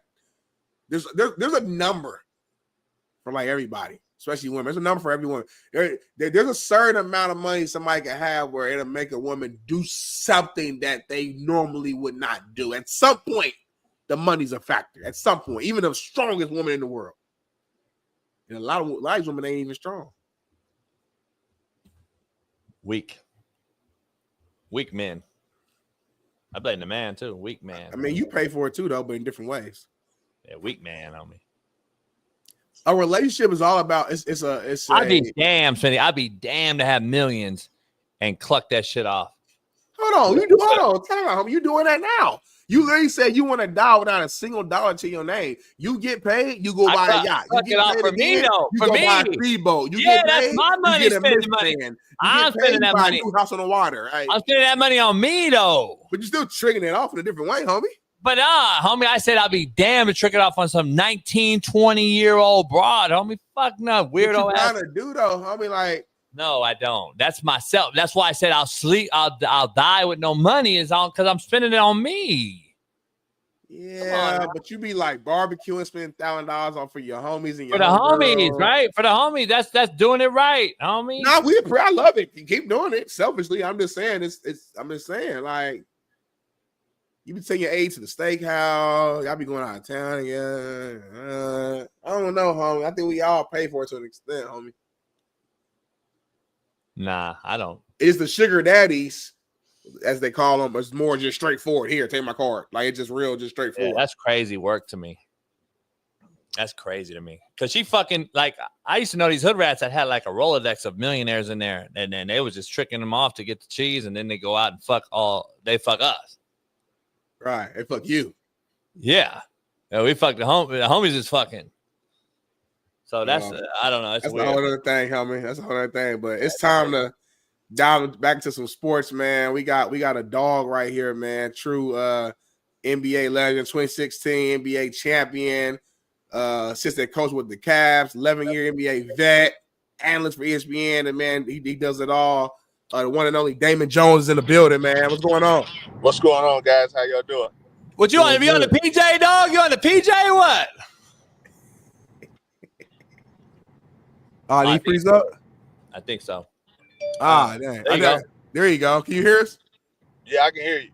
What's up, brother? Hey, how you doing, man? I appreciate it. I was like, damn, he on the PJ calling, man. Lawson. No. Hey, man, I appreciate you joining us, man. I got to ask you, we ain't talked NBA today because we was waiting on you. Obviously, the playoffs full swing. Man, if Steph wins, that's another one. Is this his era? Oh. Well, it definitely would cement him at the top of the food chain when it comes to greatest players of all time if he's able to win another championship. It's going to be a tough road, but, you never count Steph out at all. No doubt. Go ahead. No, just for clarity on that, you said if he wins, they put him at the top of the food chain for the GOAT conversation. Are you saying like I'm not getting into that with you today. I'm not talking about the GOAT conversation. I'm saying top players, top 5, top 6, top 7. Yeah, okay, yeah, all time. And that's why I want, because you know how the people on the internet, so I want to give you a chance to get some clarity on that. So I got you on that. Hey, Damon, real quick, you as a sniper, James Harden, man, went to my alma mater after me, obviously, but known as a guy in the regular season to just give you 30, give you 10 assists, doing the things he does. In the playoffs, people have all this criticism about him, myself included. He had 7 points in a closeout game the other night. Is the criticism fair on James Harden in the playoffs, not regular season, but just in the playoffs when the team needs him most? Obviously, the Clippers needed him, and he gets 7 points. Now he's being criticized on everyone's network. Is the criticism fair for James? I don't think it's fair. Yes, you have to step up and play well, but I don't think you can, talk about his game off of one game or feel a certain kind of way about the way that he performs in the playoffs by one game, because every playoff series that he's been in his whole career, you know, he's played well in some games. It's just the biggest and the high stakes games that he's had some trouble scoring the basketball. But I think it's very unfair. I mean, he's a good basketball player, and going forward, hopefully he's able to get over the hump at some point in his career. As you look into these playoffs right now, as we currently stand, you know, diving into the second round, we got some really good matchups. Who would you say, I guess, on the East and the West are your scariest teams on both sides, and why? Well, I mean, you know, I'm on the East. On the East, I'm definitely going with Boston. I just believe that their squad is loaded with talent. Guys that can do it on both sides of the floor, and you know, when they can make as many threes as they make, it's tough to beat them. So on the East, I would say Boston, and on the West, I probably have to say Golden State, because they have the experience, and you know, they've done it several times, you know, with their core guys of Draymond and Steph Curry. So I would say Golden State in the West and Boston in the East. So you like Golden State, the experience and the addition of Jimmy Butler to beat this young athletic T-Wolves team that has high rim protection, and they got more depth off the bench, obviously showing that against the Lakers. You like Golden State against them. Let me ask you, man, shout out to Galveston Ball, man. I used to recruit the school a lot, so shout out, man. I knew he was a Galveston Ball guy. Good friend of mine was the head coach football there. You know, Kimball Anders played for the Chiefs for a long time. Yeah. So I love that area, recruiting some dudes, some dogs down there. I wanted to give you a shout out to that if people in the chat didn't know. Let me ask you real quick. Baby. Hell yeah, that's no doubt. Some great seafood right there. I used to go all them spots. Let me ask you real quick. With the Lakers, what are they doing now, man? First of all, JJ takes over, no coaching experience. You know, gets him going, third seed, upsetting loss in the first round. Where are you at with the Lakers? What they need to do with LeBron building around this? Is this now Luka's team? And if so, how are they going to build around him for a guy that's not really known to play defense? Well, first of all, they have to make a decision. What are they going to do at the center position? Because I think that was the glowing hole that they had in that first round series against Minnesota, not being able to defend the rim, rebound the basketball. I think that should be their first order of business, and then you figure out, you know, going forward it's going to be Luka's franchise, but how long do you guys stick with LeBron James and that tandem? They have a lot of questions they have to answer this offseason before going into next year. No doubt. Not for sure. Not for sure, man. One team I want to talk about, I feel like media to an extent, and people are kind of overlooking, because I think maybe because they're young, is OKC. I mean, how great, how talented is that young team in your eyes? And could you see them potentially, you know, winning it all this year? Well, I mean, they got a lot of talent. They have a great starting five. They got guys coming off the bench, and I mean, guys. They have guys that are doing everything. They're scoring the basketball. They're defending the basketball. You know, they had the best record in the Western Conference this year. I don't know how far they were all far as best record in the NBA, but they're definitely going to be not going to be an easy out. They're going up against a tough team in the Denver Nuggets. So we'll see how it goes. But again, with the experience of Golden State, I definitely like them in the Western Conference. What's your take on Denver, man? Firing Mike Malone, winning his coach ever, just won a title 2 years ago. They fire him. They get through that series with the Clippers in a blowout fashion. You surprised by the players' reaction to the interim coach and how they've attacked this with Mike Malone being gone? Because they could easily said they tanked it and said, "Oh, our guy's gone," or they said, "Hey, it really wasn't our guy, and we're moving on with this guy." Is that how it kind of works now in this league? Man, it's a tough situation to fire your coach three games before the playoffs start. But from all the things you've heard from the inside of their organization, they needed a fresh voice, and that voice came in and was able to push the necessary buttons or whatever to get past the first round series. So wish them the best, and hopefully they can continue to play good basketball and give us a good second round series against Oklahoma City Thunder. No doubt. For sure. Yeah. So I got more of a broader question just about, like, I guess where the league is at today compared to, like, during your time when you were still active and playing as well. Like, I guess, do you like the direction the game has gone in? We know it's very high, 3-point shot attempts for every team now, and the big man's not really in the paint like that. A little less physical, not because the players necessarily, but the rule changes and the refs. I guess, knowing the style you played and the era you played and where it's at today, are you a fan of it? What's your thoughts? I love it. I wish I was still playing right now, because I'd be shooting 13, 14 threes a game and getting up and down. And it's a fun style of basketball, I think. I think that you have guys on the floor. Everybody can do a lot of different things when I played. You had the center, you throw it down to him, and he's gonna bang, bang, and bang. And now you have big guys stepping out, shooting threes. Space is wide open and fast paced. I love it. Hey, your former team, the Cavs, they lose a game one to a basically an underrated Pacers team that seems like a problem going on. They beat Milwaukee in convincing fashion. Now they beat Cleveland game one, who I think had the best record in the East. Where are you at with the Cavs? Are they in trouble, or is this just a bump in the road for having a week off? And you know how that is, being the number one seed. Is that is it bigger? Is it getting blown out of proportion, I guess, more than it is, or is this a serious situation here? Well, I mean, it's just one game. It's tough to lose at home, but it happens. I think for Indiana, I don't know where they're being called underrated. They did go to the Eastern Conference Finals last year. They did. And, yes, they got swept by Boston, but, Tyrese Halliburton got hurt. So I don't look at those guys as an underrated team. It's going to be a good matchup. I think if Cleveland can keep up with the pace of the game, then they have an opportunity to win. So we'll see. Hopefully Garland is able to come back in game two and give some type of spark and see what they could do in game two. What's the key for Garland?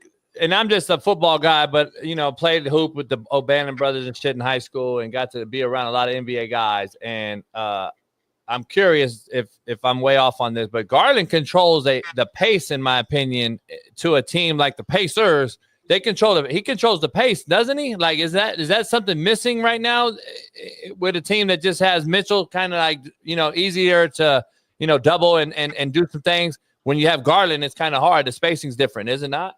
Oh, the spacing is definitely different because Garland can score the basketball. He can shoot from 3-point range, and he's a good pick and roll player. So he's also a guy that can generate offense. And in game one, you saw that Donovan Mitchell was the only guy that was able to generate offense and get easy baskets. So with Garland being out there, that helps their offense. Hopefully, they're able to pick up the pace and keep the pace that Indiana is playing and get a win in game two down in Cleveland. No, I love it, man. A couple more here. I want to ask you about during your career. Mm-hmm. If there's one memory that I guess stands out, like a favorite moment just for your career, what would that be during your playing days? I think a 30-point night in game one of the playoffs, my first year in Miami. Well, my only in Miami. Myself and D Wade against the New Jersey Nets was one of the first backcourts to score 30 points in the same playoff game. That was a big highlight of my career. So. No doubt. Hey, Damon, real quick, man, the last thing I have for you, I can't thank you enough popping on here. Let me ask you something. You're like an underdog story yourself. Continental Basketball Association and the CBA, and then you Idaho Stampede. What do you tell these youngsters out here, man, that actually don't get drafted, or with the NIL and the transfer portal era, I believe it's the least amount of guys entering the draft this year in a long, long time. What will you tell them? Are there other options, other avenues now with all these other leagues? Or are they just – because a lot of kids now that I talk to, they quick to give it up now. If they don't make it right out the gate or don't get a big NIL deal or don't go and get in the first round, what would you say as a guy that went through the mud and then made it and got a ring? Well, it depends on what your goals are. And if your goals are to make it to the highest level, you have to stick with it as long as, you could get out there and play because, NBA people are watching everywhere. They're not just watching college. They're watching in the minor leagues, overseas guys. So just keep going. And if, your ultimate goal is getting to the NBA, you work hard as you can to get there. And, if you have the necessary talent, you'll make it. No doubt. No doubt. Hey, last thing, you got Boston winning it all, or you got Boston playing Golden State if you're a betting man? I got Boston winning it all.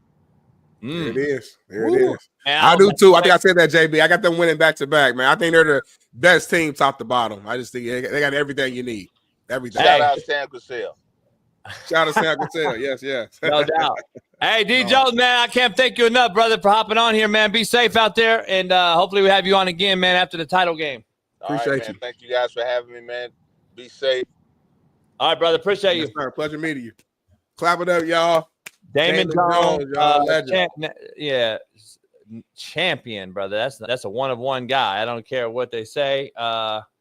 He was out there clowning too. In the there's a conflicting story out there. Was he in a Maybach or was he in a G-Wagon? Shoot, I'm in a Malibu. I'm in a 2015 Malibu, so I wouldn't be the perfect person to ask homie. Don't cover your face up. I'm still in the hood, homie. So I'm gonna ask you, JJ. You the one with all the cars. You the one with the. You got. I think he had a driver and he was like in the back seat. No, either that or maybe he was with his lady or something. He wasn't driving. Yeah, I know that. Of course he wasn't. So shout out to D Jones. He earned it. That's how I'm trying to live. That just motivated me for the day, man. I'm gonna go ahead and do some push-ups, man, and go hustle. And I'm gonna collab with you on a couple posts today. Like, I just got motivated right there. I'm not accepting them. Can we hit up? Let's call Bet US. Let's have a conversation with Bet US later on too. Let's I like this. I feel good right now. Let's call him. You're not gonna feel good after this topic. Wow, what's next? What's next?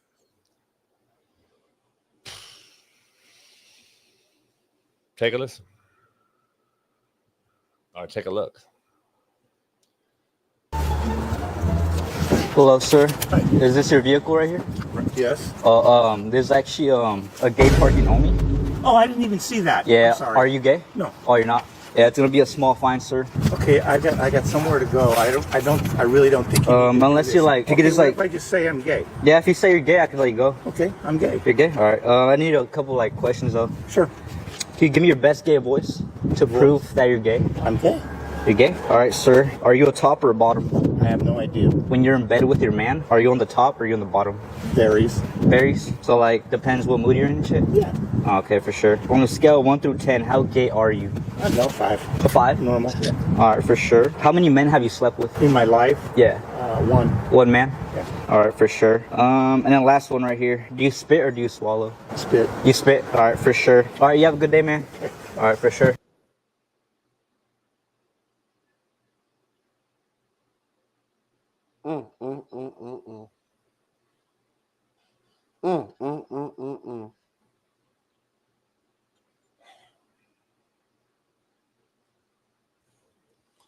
What did we just watch, homie? Nah, I hate these fucking content creators, homie. But you put it on the show though. What? You hate it, but you added it to the show. I wanted to show you how I hate content creators. But you are a content creator. I think you're really close to getting a YouTube plaque sent to your house. Which gets sent out to the top content creators across YouTube. You're one of them. What's a YouTube plaque, homie? You know what it is, homie. Don't try to flex. Don't try to lie. Don't try to stunt, homie. You know what it is. I don't know that fucking YouTube. If you get to 100,000 subscribers, YouTube's going to send you a plaque, a little silver plaque, congratulating you on your subscribers. And you're going to post a picture with it. It's going to be an honor. You're just like him. The guy we just saw, you're just like him. I'd have beat the shit out of that guy. That's the difference. No, you wouldn't have. You think I'm answering the question? You would have cussed him out. JB today is not putting hands on nobody unless he has to. You would have cussed him out. You got too much to lose. Yeah, but come on. Don't take advantage of old people, homie. The old dude was really answering the questions though, homie. That's the funny thing. And he was just going through it because he wanted to get the fuck out of there. He said it varies. He said top or bottom, it varies. Like he gave like good answers. Like he was really going into it. He said spit or swallow, spit. That's crazy, homie. The old dude didn't know at some point like this seems like a scam. Huh? The old dude didn't know that was a scam at some point. Nah, he don't know. He don't know about content, homie. Old dudes really don't be knowing. No, they don't. Like they get pranked. They get scam called from FA&M, and they really be on the phone for a long time, like going through it. At least you admit it. Here's the thing: you're not gonna like where the show's gonna head right now, though. It's getting worse. Yeah. We only got 10 minutes. I know, man, but take a look at this. Go ahead and read it. I don't really want to read it. This is Jay Williams. He works for the other network, I think, but he says if the Spurs it's who? It's not over. It's who? Because you're mumbling and people don't know who it is. I'm not mumbling, homie. I'm sick. This is Jay Williams, Duke legend. I think he worked for the other network, if I'm not mistaken. He's tweeted out, if the Spurs are serious about legacy, development, and modern leadership, Becky Hammon is the move. She's learned under Pop, won titles on her own, and commands respect at every level. This isn't about breaking barriers. It's about hiring the most qualified leader for the Wemby era, period. She is a hell of a coach. I'm going to start there. Like, I know where the show's about to turn. I know there's about to be a whole bunch of, like, jokes and some disrespect. But before you go and do all the disrespectful stuff, she is a really good coach. She's won at the WNBA level, obviously. Has had the Aces be like a top team for years. She did literally learn and coach under Pop. And, during the summer league, they would let her kind of lead, and she'd be an assistant during the season. To say she's the most qualified option, I disagree with that part. And I think Jay's saying that because of this. You say this online is going to blow up. Two things can be true. She is a really good coach, but Jay's also saying this and picked her out because he knew it would get the public attention. There's a lot of qualified coaches right now. There's coaches who got fired this year who are NBA champions, you know what I'm saying, that are qualified coaches. There's guys, you know what I'm saying? So the fact that he picked out her specifically was very, like, it was planned. Like, he knew what he was doing when he pressed send. He's a smart man. He knew what he was doing. So, again, she's a really good coach. If she were to get hired, which she isn't because they already made their move, I'm not, like, mad at that. But he's also doing this for clicks and likes. Go ahead. I would have loved to see him tweet, if the Spurs are serious about legacy development, modern leadership, Mark Jackson would be the guy to hire. I would love to see him do that, homie. Like, it's fucking crazy. It's funny that he doesn't do that, but he does this for a white girl. Oh, I didn't hear him saying it for no brother.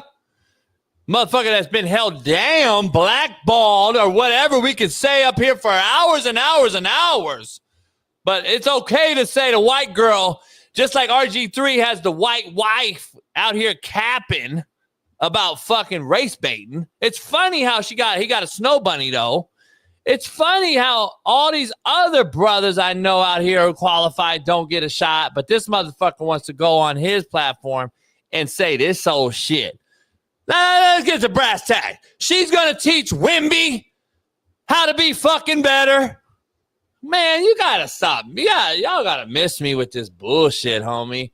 Like, let's just keep it funky. There's, homie. You've argued in the past and said that basketball is a little different because it is. But I also could teach them stuff. But I also said. Come on now, you said that. I also said an assistant's cool. I know offense, like in football. But a head coach, no. Not of men. Not of men. You said she not of men. Wendy stuff. Yes, she could. Yeah, but not of men. Not a head coach of men. Stay in the WNBA and make the WNBA great, homie. Like, girl. And by the way, she is not trying to do this. She has made no comment. So before we go in on Becky, she cool though. Let's not go in on Becky because Jay Williams said something. Becky didn't say nothing about coaching the Spurs. She led the titles and they're every year. Smash or pass? Well, I'm married. It's my anniversary, so I'll let you answer. And if you want Becky to jump in, Becky can answer too. Seems like you want a lot of people to say it for you. I think she's one of the best coaches in the game. Yeah, Jay Williams is a clown. Jay Williams is an absolute clown. Jay Williams is an absolute clown for saying that. He actually has lose credibility, he loses respect, he loses everything that he's done. I just think it's a joke. No man is going to sit there and say, please, Becky, coach us. Now, on this very show, on what day was it? Friday? Is that when when Pop retired? Was that Friday? Thursday? I don't know.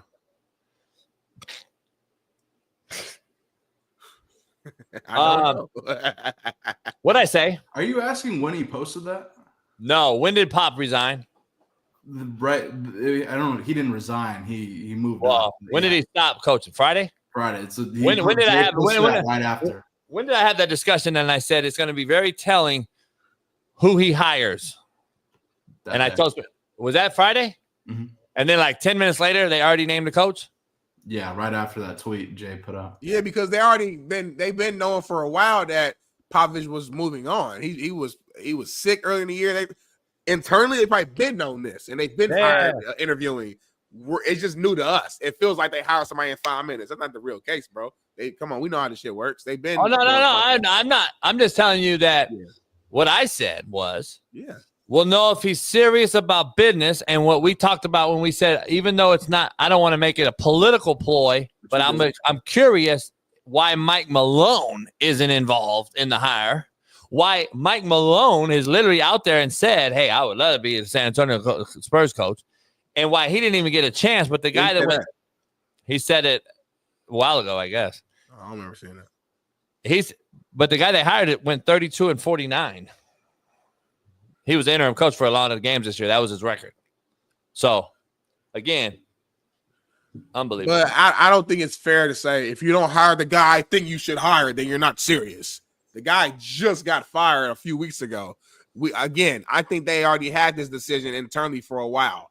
Like the guy, they didn't know Mike Malone was even going to be an option. So I'm not disagreeing. I'm not disagreeing with that. But like you said, two things can be true, homie. You can open the job too when you decide to step down after Mike Malone's been fired, because that is clear. That is the clear and cut thing. Like you're telling me if Steve Kerr was available, that Pop ain't hiring his ass right now? Steve Kerr got 4 rings. That's different. Well, Mike Malone's got a ring. Of all time. Mike Malone has a ring, and then one of the greatest of the current era. And guess what? They hired a guy.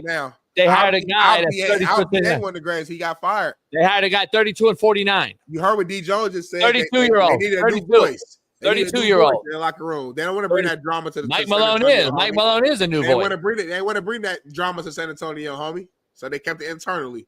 I can't wait for San Antonio to be absolute garbage again next year. Word on the street is they're going to work this offseason to get Giannis over there. If they get Giannis for Wemby, it's a wrap. No, it's not a wrap. It's not a wrap. I wanted to ask D. Jones. I forgot, man. You got 2 freaks on that team. By the way, all the chat that thought Damon Jones was disinterested in the show and all that, he had a time thing. We already knew that he had a limited amount of time. Yeah. So it was just a professional, quick interview. Yeah.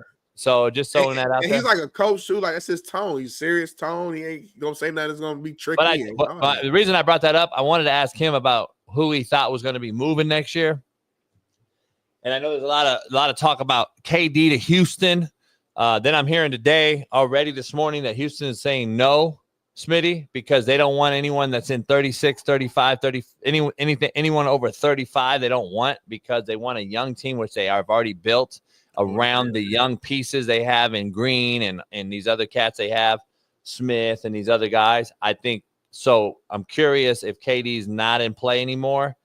and what that does for LeBron, KD, Giannis, other guys. Now, Giannis ain't a free agent, so we're just throwing this name out there because he seems to be at 30 years old, and this is probably his last time to make a move if he wants to leave Milwaukee. Yep. D.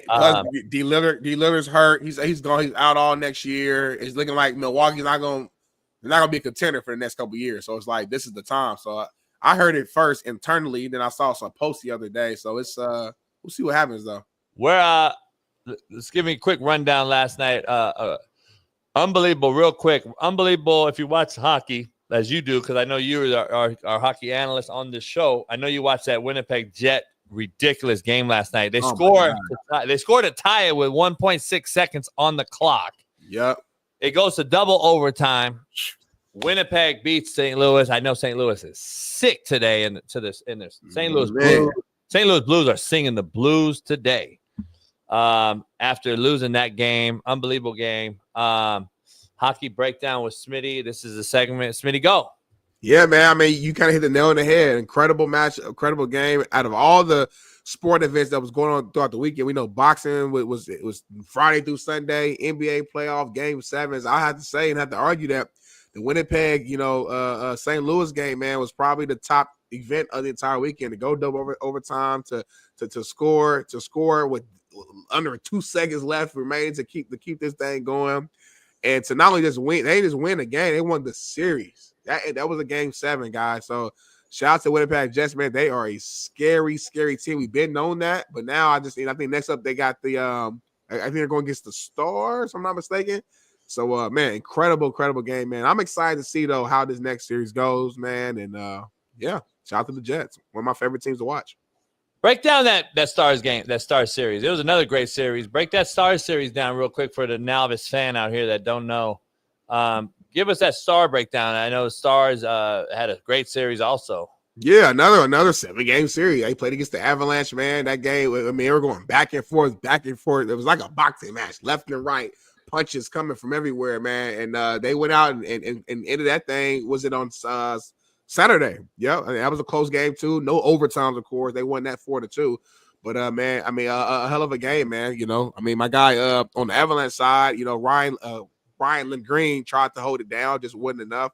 It was too much offense for the Stars. I mean, it's what it is, man. We know Miko is a bad boy. We know once he gets going, it makes things complicated. Not to even mention Matt Duchene. So now, I mean, once you put those guys, once both those guys are going, it's like a Kobe and Shaq situation where it's just impossible to stop. So it's going to be a hell of a matchup, man. Expect another 7-game series coming in here next with the Stars in this next series. And man, I'm excited.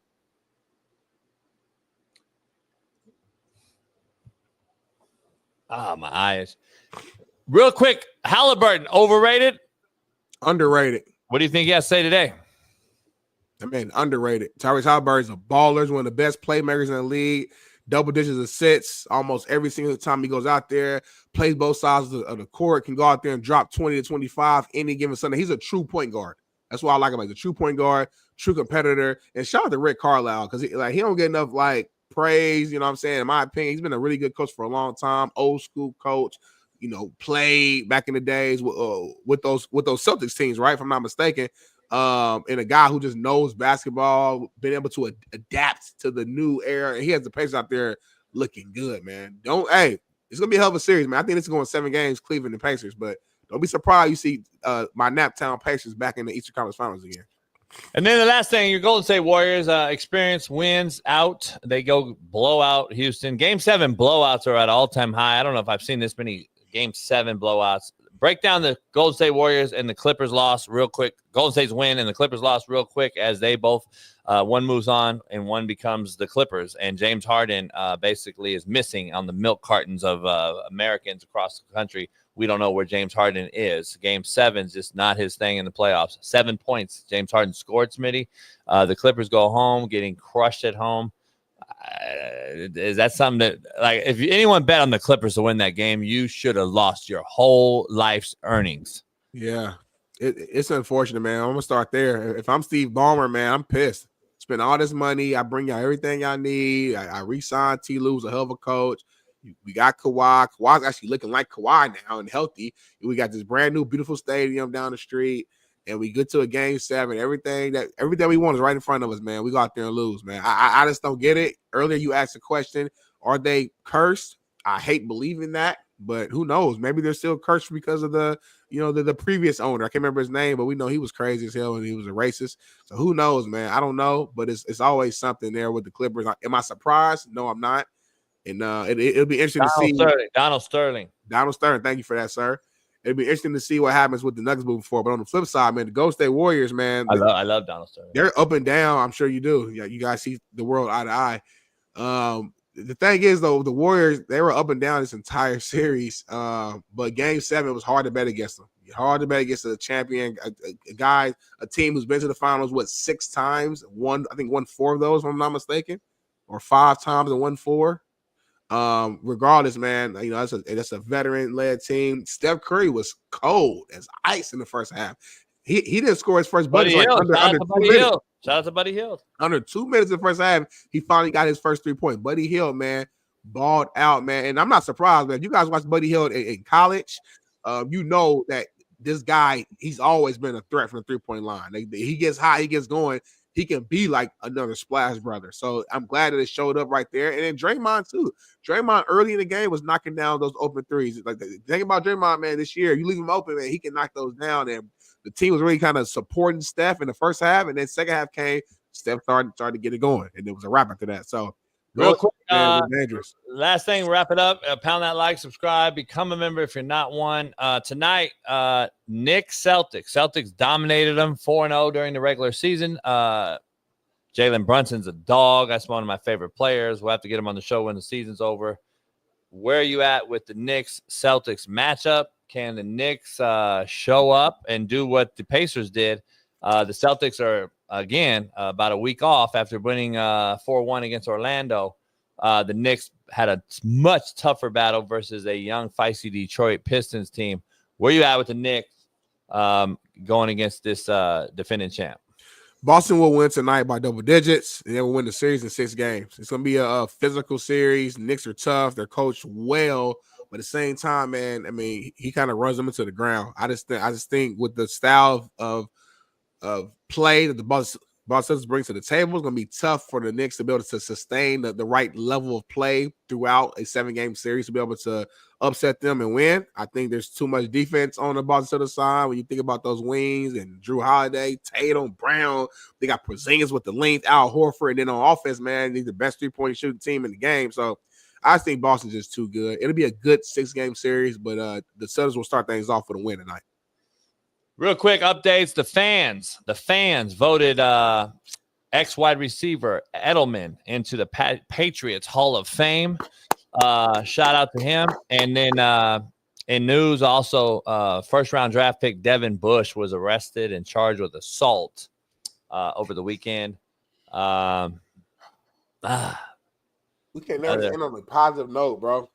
We can't never just end on a positive note. You went to Julian Edelman Hall of Fame. We clapping it up, and then you want to end with the black man getting arrested. Like, that wasn't needed, homie. Keep that in your back pocket. That wasn't needed. Let's end on a positive note, man. Edelman going to the Patriots Hall of Fame for all his contributions he did for those teams, those Super Bowls that he's won, being a trustworthy go-to guy for Tom Brady. Edelman's a Fox Sports contributor as well. Shout out to him. And it's my anniversary, bro. Thank you, Mike Bunny. Shout out to my anniversary, man. Year 5 being married. And it's Monday. Start of the week is 9:06. It's gonna be a hell of a week. Yeah, hell of a week. Truth hurts. Sometimes shitbirds got to be called out. And it is what it is. The hat throwing kid, the daddy. If it is what it is, it's true. It's true. And shout out to Inouye, man. Got knocked down in the second round, save man. That for tomorrow. But bounced back, but I want to talk about right now. So I'm confused on the weekend's boxing card because I didn't know where to go. It was 3 different boxing events. I got Canelo. We were playing poker. I got the Canelo fight where we didn't even watch one round. Didn't know it was so horrible. Well, and dude was dancing and running away the whole time. Canelo couldn't get his hands on him. That was in Saudi? Was that in Saudi?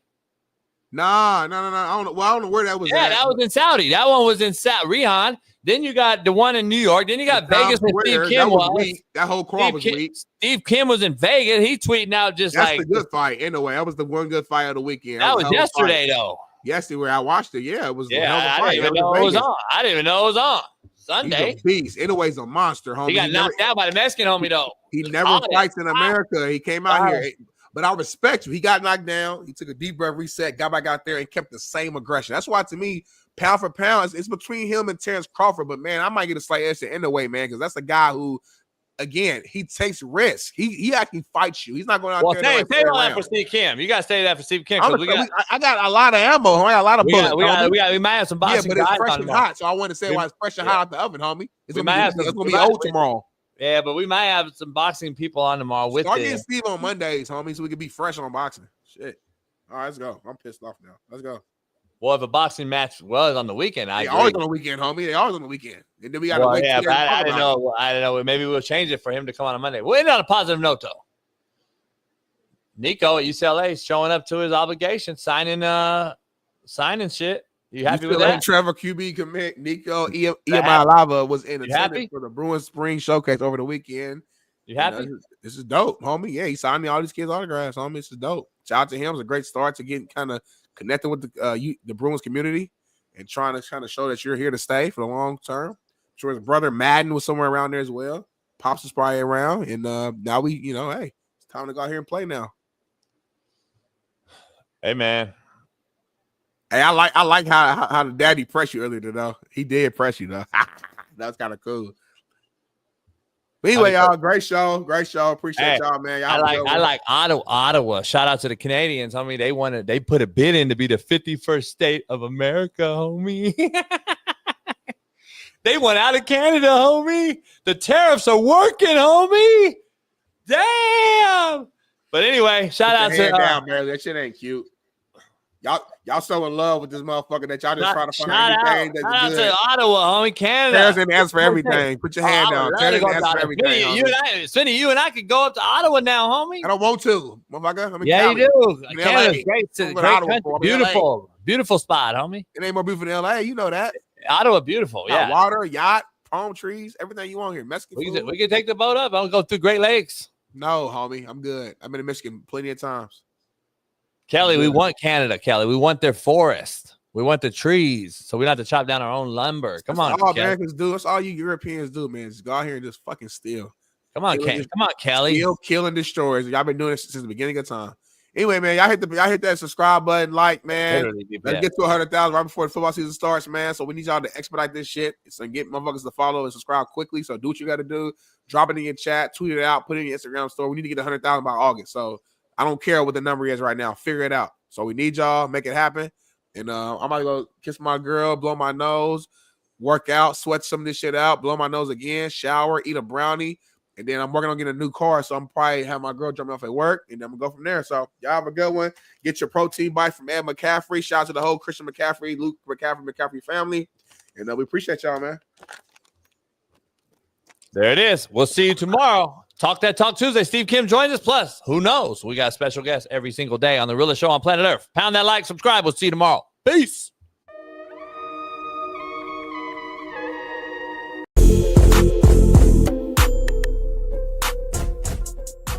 Hey, well, fuck it. I'll go home tonight. I'll drink my yak and smoke my stick, and I'll get it back cracking.